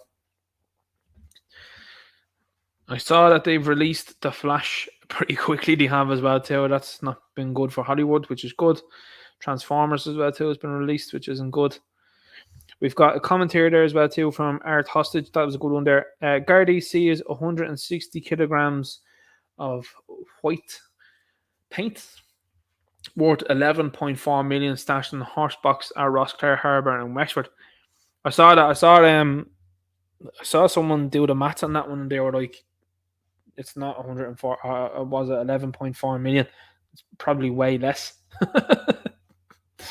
The figures that they come out with are absolutely outrageous. It's like the figures that they came out with when it was to do with the sniffles. They always seem to be on point as well too. It's never like they never throw it up and listen. If there are any of you Egypts that are out there from the media or aren't listening in, you need to change it up now and again and say 5,622. That might be a little bit of a thing that people go because anytime you put down 5,600, it's a round number every single time. Why? Weird. They don't like him that was in these things either, by the way. Streaky Bacon says, I love listening to Ninja, I love listening to Ninja Live, the feistiness of Grant Serena and the knowledge of John Waters. Thanks very much. Much appreciated, man. Much appreciated on that one. Compliments. There are compliments. Jerry Son Mix says, what advice did you get for 150k? I can't remember all the lies about the sniffles. Erda Abuse says, Breed Smith isn't running for re-election. Lols. The PBP gang are in serious trouble. They are in serious trouble. I'd say now at this moment in time that they're very afraid of the next election because they could get absolutely and utterly gonskis. I think you've got that understanding now when you see people out in local areas. I mean, I did a poll on Twitter and I was just like, I've done a few of them. I was like, would you vote for Paul Murphy or Philip Dwyer? And overwhelmingly people are like Philip Dwyer. So that should transfer into votes 100%. But don't forget as well too, there's other parties out there that are looking at that and like sharks in the water, or vultures, I should say more so. Like vultures, they're looking and they're going, good place to slip in a Sinn Féin candidate over there and try and take that, So that's all I'm saying. Ireland, first National Party, Irish Freedom Party, need to be coming together and strategically looking at these areas. Please and thanks. Anyone notice all the stewards at Croke Park are immigrants, no English? Stop. I haven't been to Croke Park, haven't last number of years. Don't intend on going back again. Erden says, hi, life has gotten away the past few months. I feel out of the open man Telegram. Can you guys send me on some decent content to follow, please? Thanks very much. Good to see you here, Aaron. Hope all well. On as well with you. So yeah, the entertainment industry's on the slipper this, and things here are looking good. And Ganton here since Theo says big donation next week, Mexican at the minute. Absolutely, thanks very much, man. Much appreciated. Seriously. No need at all, honestly. Only delighted that people are here. I am listening to this. Gonzo production. Let's keep going. Here the Force says Trinana what a card. Good to see you here. CSC says yes, Ninja trying to make age yourself as well. We don't take kindly to that, do we? Not at all. By the way, great stream last week that Derek and Philip did. Absolutely fantastic. Some people do I got a couple of comments that were like, "Are you not streaming tonight because Philip and Derek are live?" I'm like, "No, it's just totally out of my hands that I can't stream tonight." And a number of people reached out and they were like, "Is that why?" And I was like, "No." I was like, "I've actively been on a stream before that I had scheduled and I was doing it, and the lads were streaming, and I was like, go watch them." And like, to me, like, this is the thing. I don't see it to my detriment, and this is the way people need to not see it. I don't see things to my detriment when I do that. I'm promoting and cross pollinating and letting people know, and that's the way things should be from this point of view. Egos and narcissism needs to go away. Like, here's the thing. The way I look at it, I'm like, it's better to have a Philip Dwyer, a Derek Blighs, a Turkish Soldier, Irish Inquiry, Saints and Scholars, you name them, Irish Git, whoever it might be. It's better to shout them out and have people looking at their stuff than it is to have people looking at news talk. Do you know what I'm saying? And that's the way I view things. And that's sincerely how I feel. I'm like, well, I'd rather give the lads the shout out there than people view them and see what they're doing, because they're boots on the ground and they're doing the job. Like, they're doing some absolutely outstanding things there. So I'm always happy to shout out the lads and say, look, you know, if I'm doing a stream, go ahead and watch them over there. Like, I don't mind people dipping out of this and looking at what the lads are doing over there. I really don't. You know, there's no ego involved here. There really isn't. You know, I'm happy to see things go well and go well for these guys that are putting Ireland first. You know, it's hugely important to me. Streaky Bacon says, Ninja Knight, do you ever go on live streams with British nationalists, and would you be interested? You would be superb. Well, the thing is, you know, I would suppose it would depend on who it would be. I'm happy to talk to anybody, and like I said before, I'm happy to talk to people with differing views, and certainly, you know, there's a long history between Ireland and Britain, not a very good one, clearly, but yeah, I'd be happy to talk to anybody, because I think when you're looking at things now, it's very important for everyone to come on to the same sort of, or come to the same conclusion, I should say, which is like, there's a group and groups that are out there that are working in unison and tandem with each other that are up to no good. Now, I'm not under no illusion that if, you know, the British Empire was to be restarted again, that this wouldn't be the first place that they try and enter, you know. Like, I'm under no illusion about that. But the bottom line is this: I'm happy to talk to anybody. I mean, if you have a different view, you have a different view. You know, like, I did see fellas that I know talking away on different shows and stuff like that, and I think to me, you know, I see people that I disagree with on shows, and it's fine. You know, that's just life. But, you know, yourself, I'm happy to talk to anybody. So yes, says Ninja Knight, the newly appointed Argentinian Archbishop to Rome, wrote a book called "Heal Me with." Oh my God, yikes! Yeah, the South American guys are a bit iffy, you know. South American dudes are a bit iffy. Shane Gann says, did you see the fella from the Irish Inquiry getting assaulted by the coach company worker? Didn't see that video. Is that one out today, was it? Anthony Ross in here says, great to see you back. Thanks very much, man. Much appreciated. And Lion Jones says, Ninja Knight, the government will sneak the hate speech bill with minor amendments in September at the behest of the EU, of course. The best boys in the class. Yeah, that's actually what they want to do. And that's what they're hoping to do. They're hoping to sneak this in. And the amendments, listen, amendments are out there to design, are out there by design to confuse people. You know, you've got people that are out there now that are like, well, I voted with it because I saw the amendments. Then you've others that are like, well, I voted with it, but I'm not sure what the amendments are. You didn't read them. You don't know them. So that's wide open then to interpretation. It's bad stuff. This stuff should be shouted down 100% and told, don't do that again. Arnold the Saxon says mainstream parties avoid interactions with the public nowadays for obvious reasons. 100%. End of the line, Joel says they took down their Twitter replies, cowards. A lot of people showing love for Round and Mullen here in the chat as well too. Derek McMahon says electoral pacts are the way forward in the short to medium term to get the old-fashioned parties out. Absolutely agree with you on that one. And that's what I'm saying to you. These three parties need to sit down. Whatever problems or egos or whatever like that exist there, just set them aside, you know, for the good of the country and indeed the good of the people. Like, just set them aside and make it difficult for these snakes in the snake pit to be doing things. I mean, you have to, I regard them as snakes, but listen, they're crabs in the bucket. And if you've got crabs in the bucket and you leave them to what they're doing there, 9 times out of 10, what these people start doing is they start turning the cheek and they go, oh, well, that's populist now, we'll go with that. Sinn Féin have jumped in all in on this woke stuff because like we think that's where things are going. It's not. You've misread the room there, big time, lads. Big time. It says totally agreed about the nationalistic parties, 100%. People are shouting out Fergus and going Fergus for Taoiseach. Chris Johanna says Matty McGrath great on Tuesday came out and spoke about the SPHE to us all. Awesome. I really like Matty McGrath. I really do. Really like him. He's been very consistent. Is the important thing, you know. Have a look now and see what's going on. Mark Zuckerberg says, I'm sure I heard that club's total pay from RT is 8 million. Can't believe that. Mad. 8 million. Can it be true? Says it all, doesn't it? Says it all, lads. 345,000 down, yeah. Man can't even program a show accurately. End of the line, Joe. Ninja Knight Love Hate is hate speech. Michael Brazil's in here. Says, evening, folks. Laid in. Hope you're all well. Hope you're all well as well, too, man. Good to see you here. See you here. That's the Irish Gettr, lads. If you haven't seen him yet, top man. Absolutely brilliant stuff that he puts out there. Very short and to the point. Love it. Very concise. Richard Regan's in here. Says, evening, folks. Good to see you here. The members engaging in the channel as well, too. Hit like button. It tickles the algorithm. Says Jerome Reedy. Thanks very much, man. Thank you indeed. Now it's 20 to 11, or isn't I'm only on the 25 to 9. I have to keep going. Brown Reedy says 100 likes and Ninja Knight will do a Leo voice for us. Let's see how many likes we have now at the minute. 23, is it? Hang on. Let's have a look here. Let's click into this and see what it's on now at the moment. This is live messing about now, would you? 175 likes. That's insane. That's some amount of likes. Thanks very much there, guys. 175 likes. Really appreciate that. Like, you know, look at my socks. Anyway. Oh, stop, lads. Sheepdog's in here. Says good evening, Ninja Knight in the chat. Good to see you here, Sheepdog. Welcome.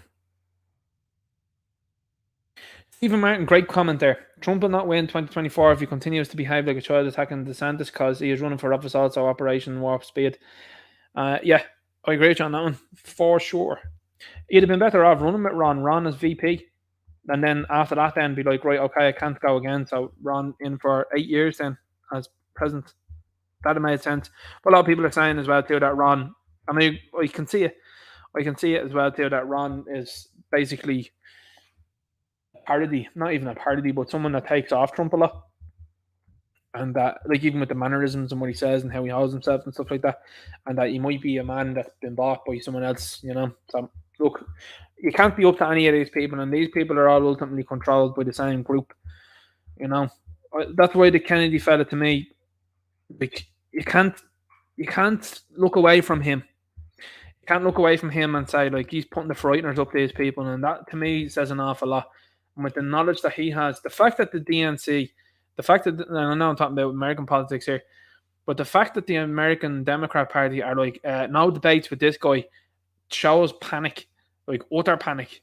And they're just outing themselves to what they are to the people now. People are like, no debates? Why are you afraid of? And this guy is just gaining more traction. And that's why the old mainstream media is gone. That's why when you see likes of Joe Rogan or Russell Brand and all that, I know people have their differences with those guys for sure, but they're giving people an ability to talk. And same with PBD. You know, he's giving people an ability to talk on the program as well. And I'm sure Joe is going to have Trump on. I think he'll have him on the podcast in the next 6 months. I think he will. Because even when they were chatting there at the last UFC event, you know, and Trump was telling him, you could see him shaking his hand and saying to him, I like our podcast, you're a good guy, and, you know, we should talk sometime. And I'm sure Joe was like, yeah, sure. Now, he said beforehand that he'd be more inclined to vote for Democrat, but he's gone full in on, I'll vote for Republican now. So the Republican candidate does look likely to be Donald. So we'll see how things go from there. But, you know, it would be interesting. But like I said to you beforehand, and maybe Donald is playing 5D chess, who knows? You know, maybe he's getting to the stage that we're at here now in Ireland, which is, you know, you've let the idiots run the show for a while, and people have seen what the idiots do. And maybe they'll be on for, no more of that anymore, and they'll be fully behind the rests and all that sort of stuff. Because that's what I would do if I was him. 100%. So we good day says Ninja Knight, have you noticed that the proponents of wokeness, the useful idiots of the evil elites, are always the oddballs from school who held a closeted bitterness and resentment to everything? Exactly, Zoe. I've been saying that for a very long time. They're guys that wouldn't have been picked in PE. You know what I'm saying? They're all the weebs, the little twerps that would have been sitting there and they'd been a big mouth in class they would. But when you go to the likes of the PE hall and you're engaging in the game of football, they always forget the gear. They always decide to go, oh, I can't engage in it this week. You know, every time. And these are these type of guys. They're being challenged. They're being challenged when they're in public. And again, the same thing. They're running away from people asking them questions. That's why, because these are people that haven't had their opinion challenged in a very long time. It's done. Sheepdog says they're stunning and brave. Now get with the program, Ninja. CSC says Zimbabwe president refused them this week. The one thing about these guys in the likes of the African countries, they're starting to ramp things up as well. They're like, we're not having any of this here. And he's looking and going, interesting to see that there. Let's keep going here now. Let's see. Air Force says, folks, God bless you all. I have to head out. Rewatch later. Bless you all. Enjoy your weekends and thank you, Ninja. Snong Fall. Good to see you here, man. Leanne Cordy says, I'm an older woman, Ninja, 42 last month. That's not an older woman. Leanne, still a young woman.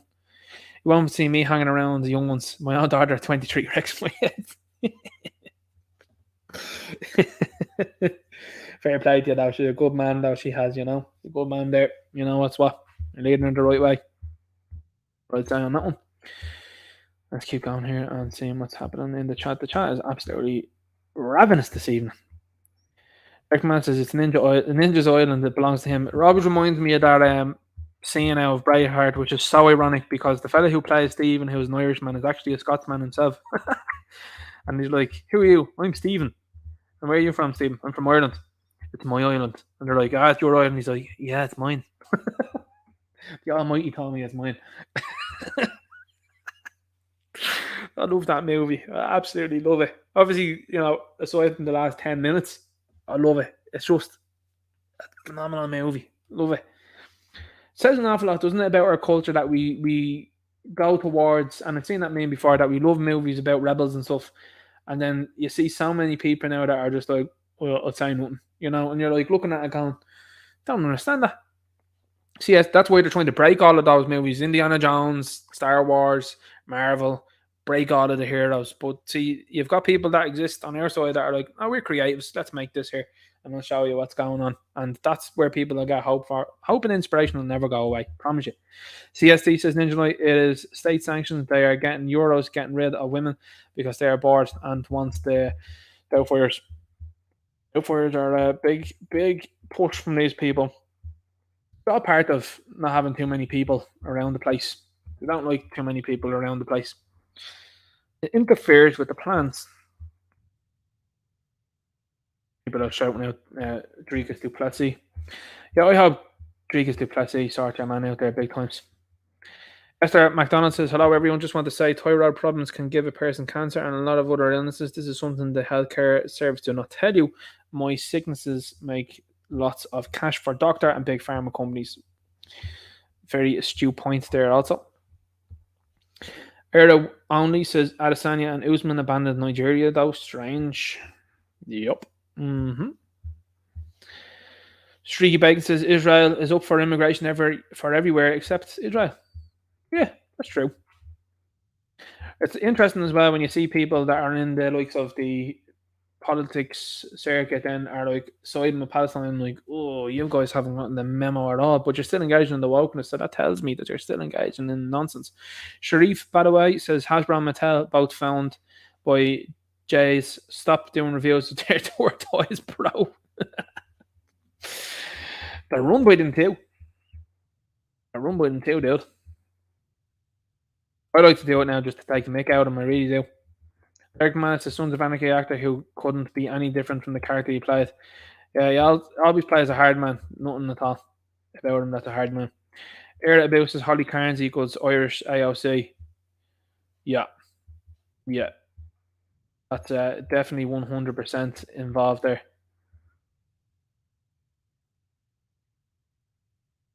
David McNamara says Adesanya likes pig nail polish and dogs. Yeah, he's a weird dude. He's a weird dude. He's a weird, strange guy. You see, Ninja Knight, their money is wrapped up in assets and shares, bonds. About none of them have a quarter in their pocket. Social Democrat, yeah, 100%. What's the story with Owen Hanley, by the way? Let's not forget about that little nugget. What's going on there? You know, old, what's his name? Gary Gannon. Oh, Gary Gannon there with the old lisp. He's out there talking about people being cretins and bad guys and far right and everything like that. What's the story, Gary? Any update there on Owen Hanley at all? Story there? Weird. Has he been arrested? Has he been arrested at all? Has he been questioned? Has he been questioned? I don't think so.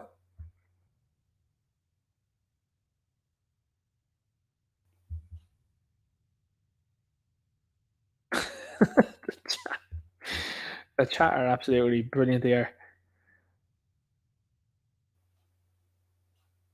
Biggie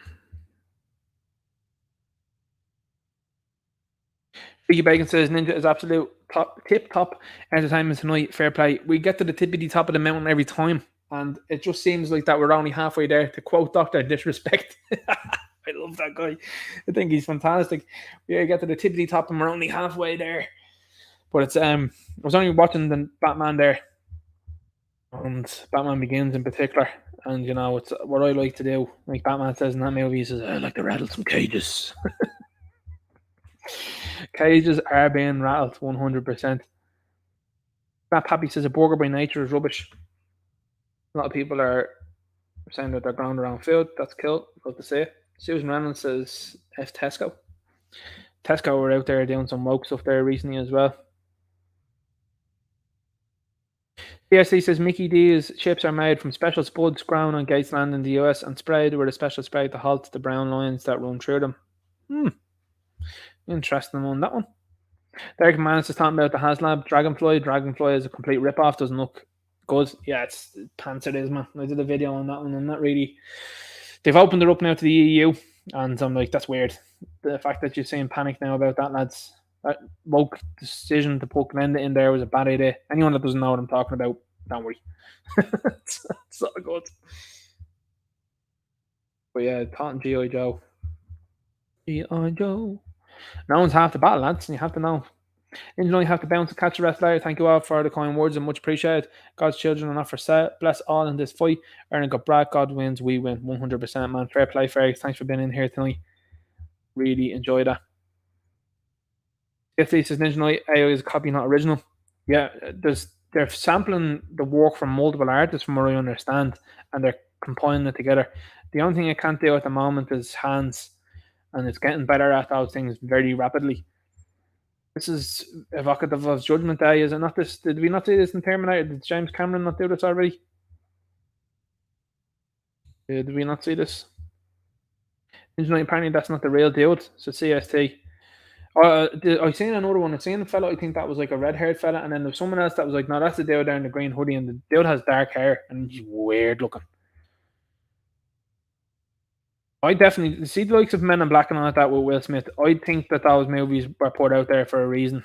I don't think that those things were a joke. I think to get that in depth about aliens landing on the place, I personally think from other people that it's probably like, as Joe Rogan would be saying, like interdimensional stuff that you can't see.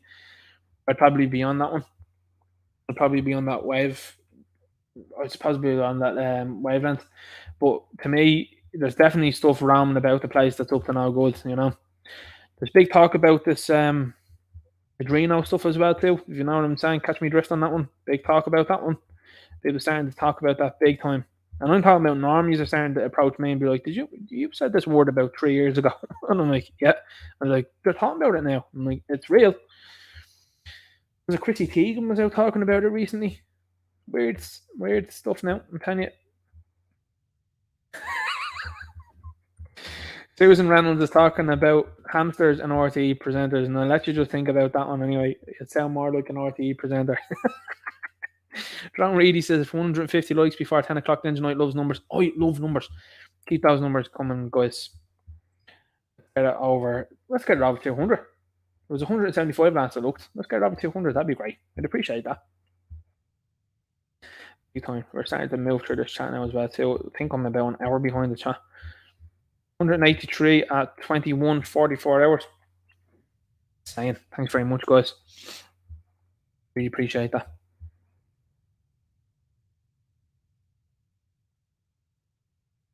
Alan Flower says we hung around Leinster House for over 7 hours, hoping to heckle Turbiddy, and Anto Boyle got the footage because he went to the back door. Anto got some seriously good footage. Yeah, man turned his tail around very quickly. That other video that came out of Turbiddy as well was in the centre, and they were asking about the people that were injured, and he just took flight and ran. I was like, wow, that seems like a deal that has been talked to as to how he should engage in situations or lack thereof in situations like that. I was like, he doesn't just decide, oh, I'm out here. That's like he was told, this is what you do. Answer nothing. And all of them do the same thing. They all say nothing. They make sure that they're very clear with saying nothing. CST says, Ninja Knight, Conor McGregor for president. Did you see his comments this week? No, I didn't see it. What's he been saying? He's gone off the boil a big time, though, recently. Saying a bit from the Ultimate Fighter house. He's going on strange, is what I'd say. I wonder what's going on with him. Like he seems to be a bit all over the place now at the moment. People would say the obvious in the chat as well, and I know that you understand that. But like even his pattern of speech isn't as good as it used to be. But you know, people would say, well, that's to do with the fights he was in. Is it to do with something else? Who knows? I'm sure there's all sorts going on with him. But do you know what's also strange about that? I don't like to dive into people's personal lives too much or anything like that.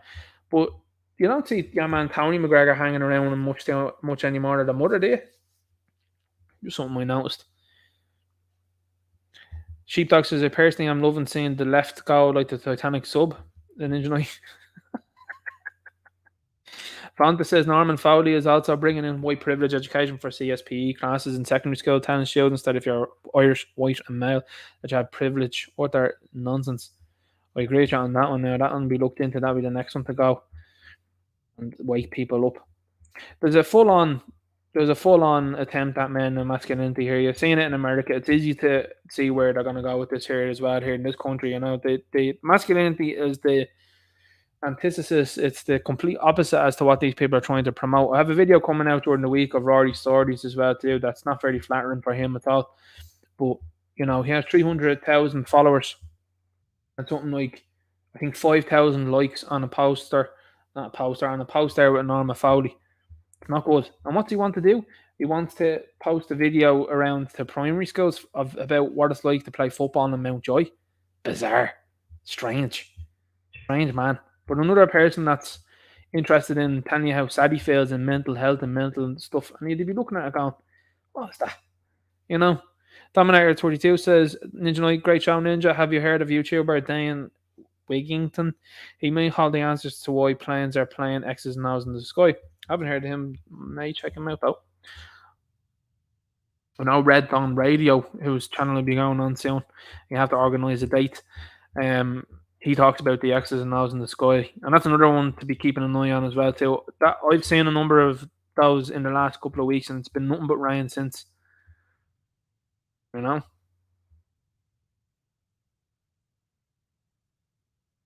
Sheepdog says when McEntee days come before our maker, guaranteed they'll be playing. Can the church not stand up and start excommunicating people? Ninja Knight, what's to be gained? The church is currently a captured institution, and that's why they allow an awful lot of the stuff that goes on to persist.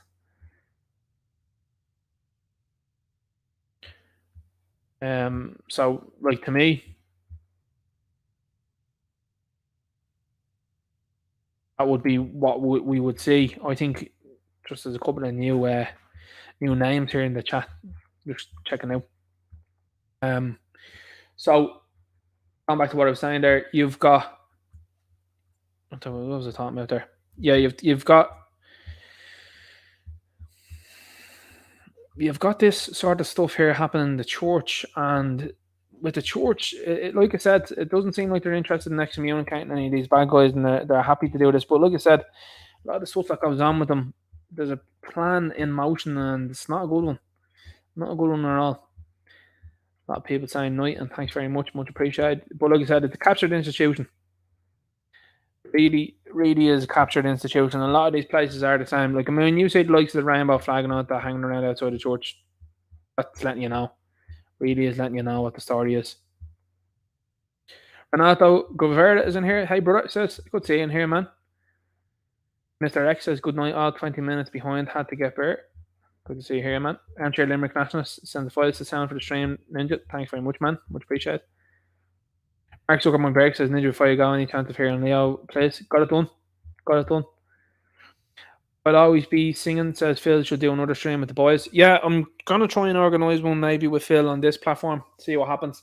But I know he's a busy man, so I understand that sometimes it's difficult. But I'll tell you what to do. If you're interested in hearing Philip and you're interested in hearing multiple different people talking, Twitter Spaces is great. And make sure you're following Toby at Thoughts, Toby, THOUGHTSTOBY. Fantastic Twitter account. And he's pulling people together to do the Twitter Spaces, which is great to see. You've got Mick as well too, Chopper O'Keefe. He's doing that as well too. Also, he's putting up brilliant tweets and he's letting people know what's what. So, like I said, follow those guys. Those guys to be talking amongst each other a lot. To Trigo Soldiers be on there as well too, and follow them over there. But yeah, I'd love to have Philip on again. Had him on before. Ihawa Agus could have solved Ninja Night. Agus got dinner. See you all back here if Ninja's on. Much love. Thanks for the chat. God bless all. Yeah, people are fans of Shintown here in the chat. It's great to see that. The BYA 95 Ninja Night. Keep an eye on the new Dublin Lord Mayor. Let's just say I know him very well. Snake in sheep's clothing. Absolute charlatan. Interesting now. CK Media Trends says, thanks, Ninja. Great show. Thanks very much. Much appreciated. Sean Nasaka says, 100% Ninja. You need to eat more fibre, Ninja Night. It will keep your show regular. Shocking. Shocking. Absolutely shocking there. Sheepdog says, was the fact that Norman Foley spoke about how the Irish are now apparently privileged spoken about and putting into the Irish curriculum, missed a good bit of the stream. That's a video that's incoming if that's actually true. I didn't see that one, but holy moly.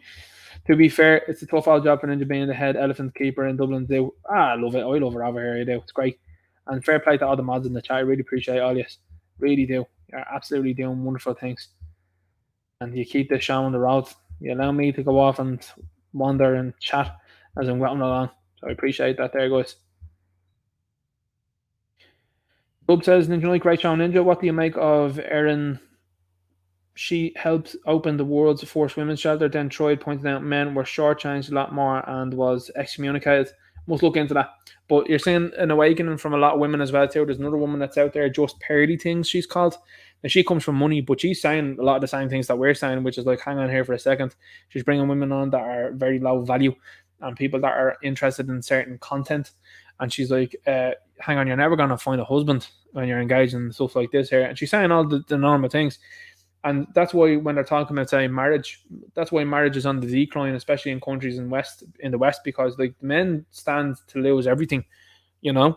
And you're seeing it with people all the time. Like I saw a wild video last week, and it was Steph Curry. If you know who he is, he's an NBA player, and his wife. His wife is apparently a constant cheater, from what people are saying online.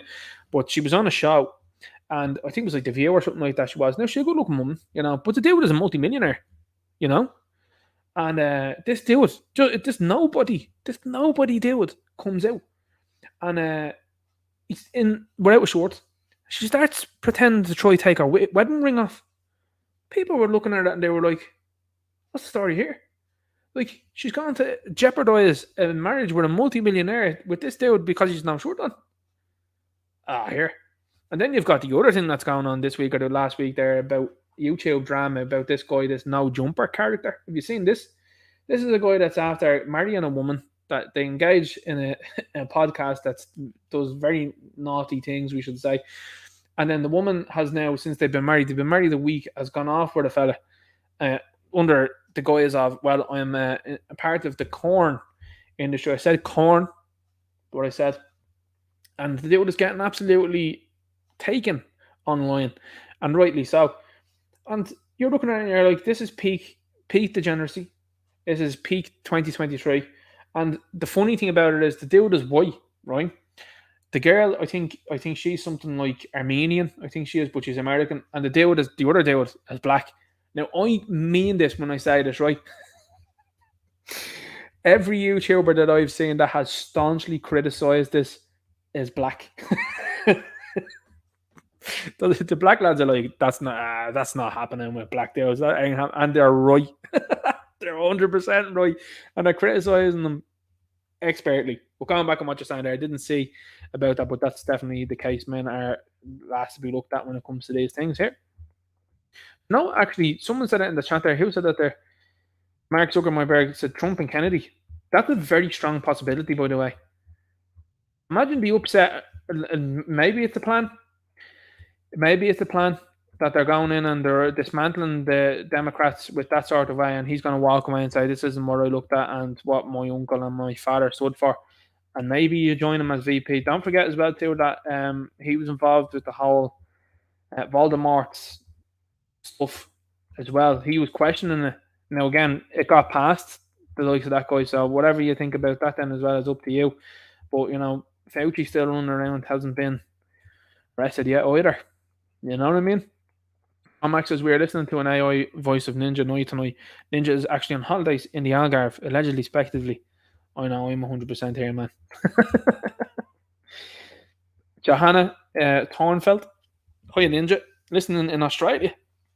Thanks very much. I don't know what time it is in Australia. It's probably early in the morning over there now, is it? That's great. Thanks very much for joining in here from Australia. Appreciate that. Mad to think that people are watching me from different places, isn't it? I'll always be singing to his own man. Satirical Soldier needs to narrate my life. Satirical Soldier has brilliant videos that come out there and he just gives his own thoughts. You can't upload them to this, but they're absolutely wonderful. Darren Man says, Brethren Ninja has gone back to the start to answer questions and comment in the chat. But I'm at now, yeah. I'm nearly caught up as well. I'm nearly done. Johanna says, thanks, Leanne. Second time caught Ninjas live. Hope you enjoyed. Jack Manna says, it gets to 3 hours and they start to misspeak. Like, share, and subscribe, please, folks. Support the channel, spread the word. Thanks very much. Sheepdog says, the church abandoned their flock as far as I can see, sadly. Yeah, but I think the church, insofar as our relationship with God needs to live on with us. Early Phillips says, some of us aren't allowed on Twitter. Ninja. Okay. Twitter is a strange place. Patrick McGoohan says, hello, Mr. Knight. Random question. How did you get the name Ninja Knight? Well, I debated amongst numerous names before I started the channel. I've said it, I think, before on a live stream. I would have called it Vanilla Gorilla, just for a laugh. I still like the name, don't get me wrong. But Ninja Knight came about because I'm a big fan of Batman. And Batman is a ninja and he's the Dark Knight. So, nothing too...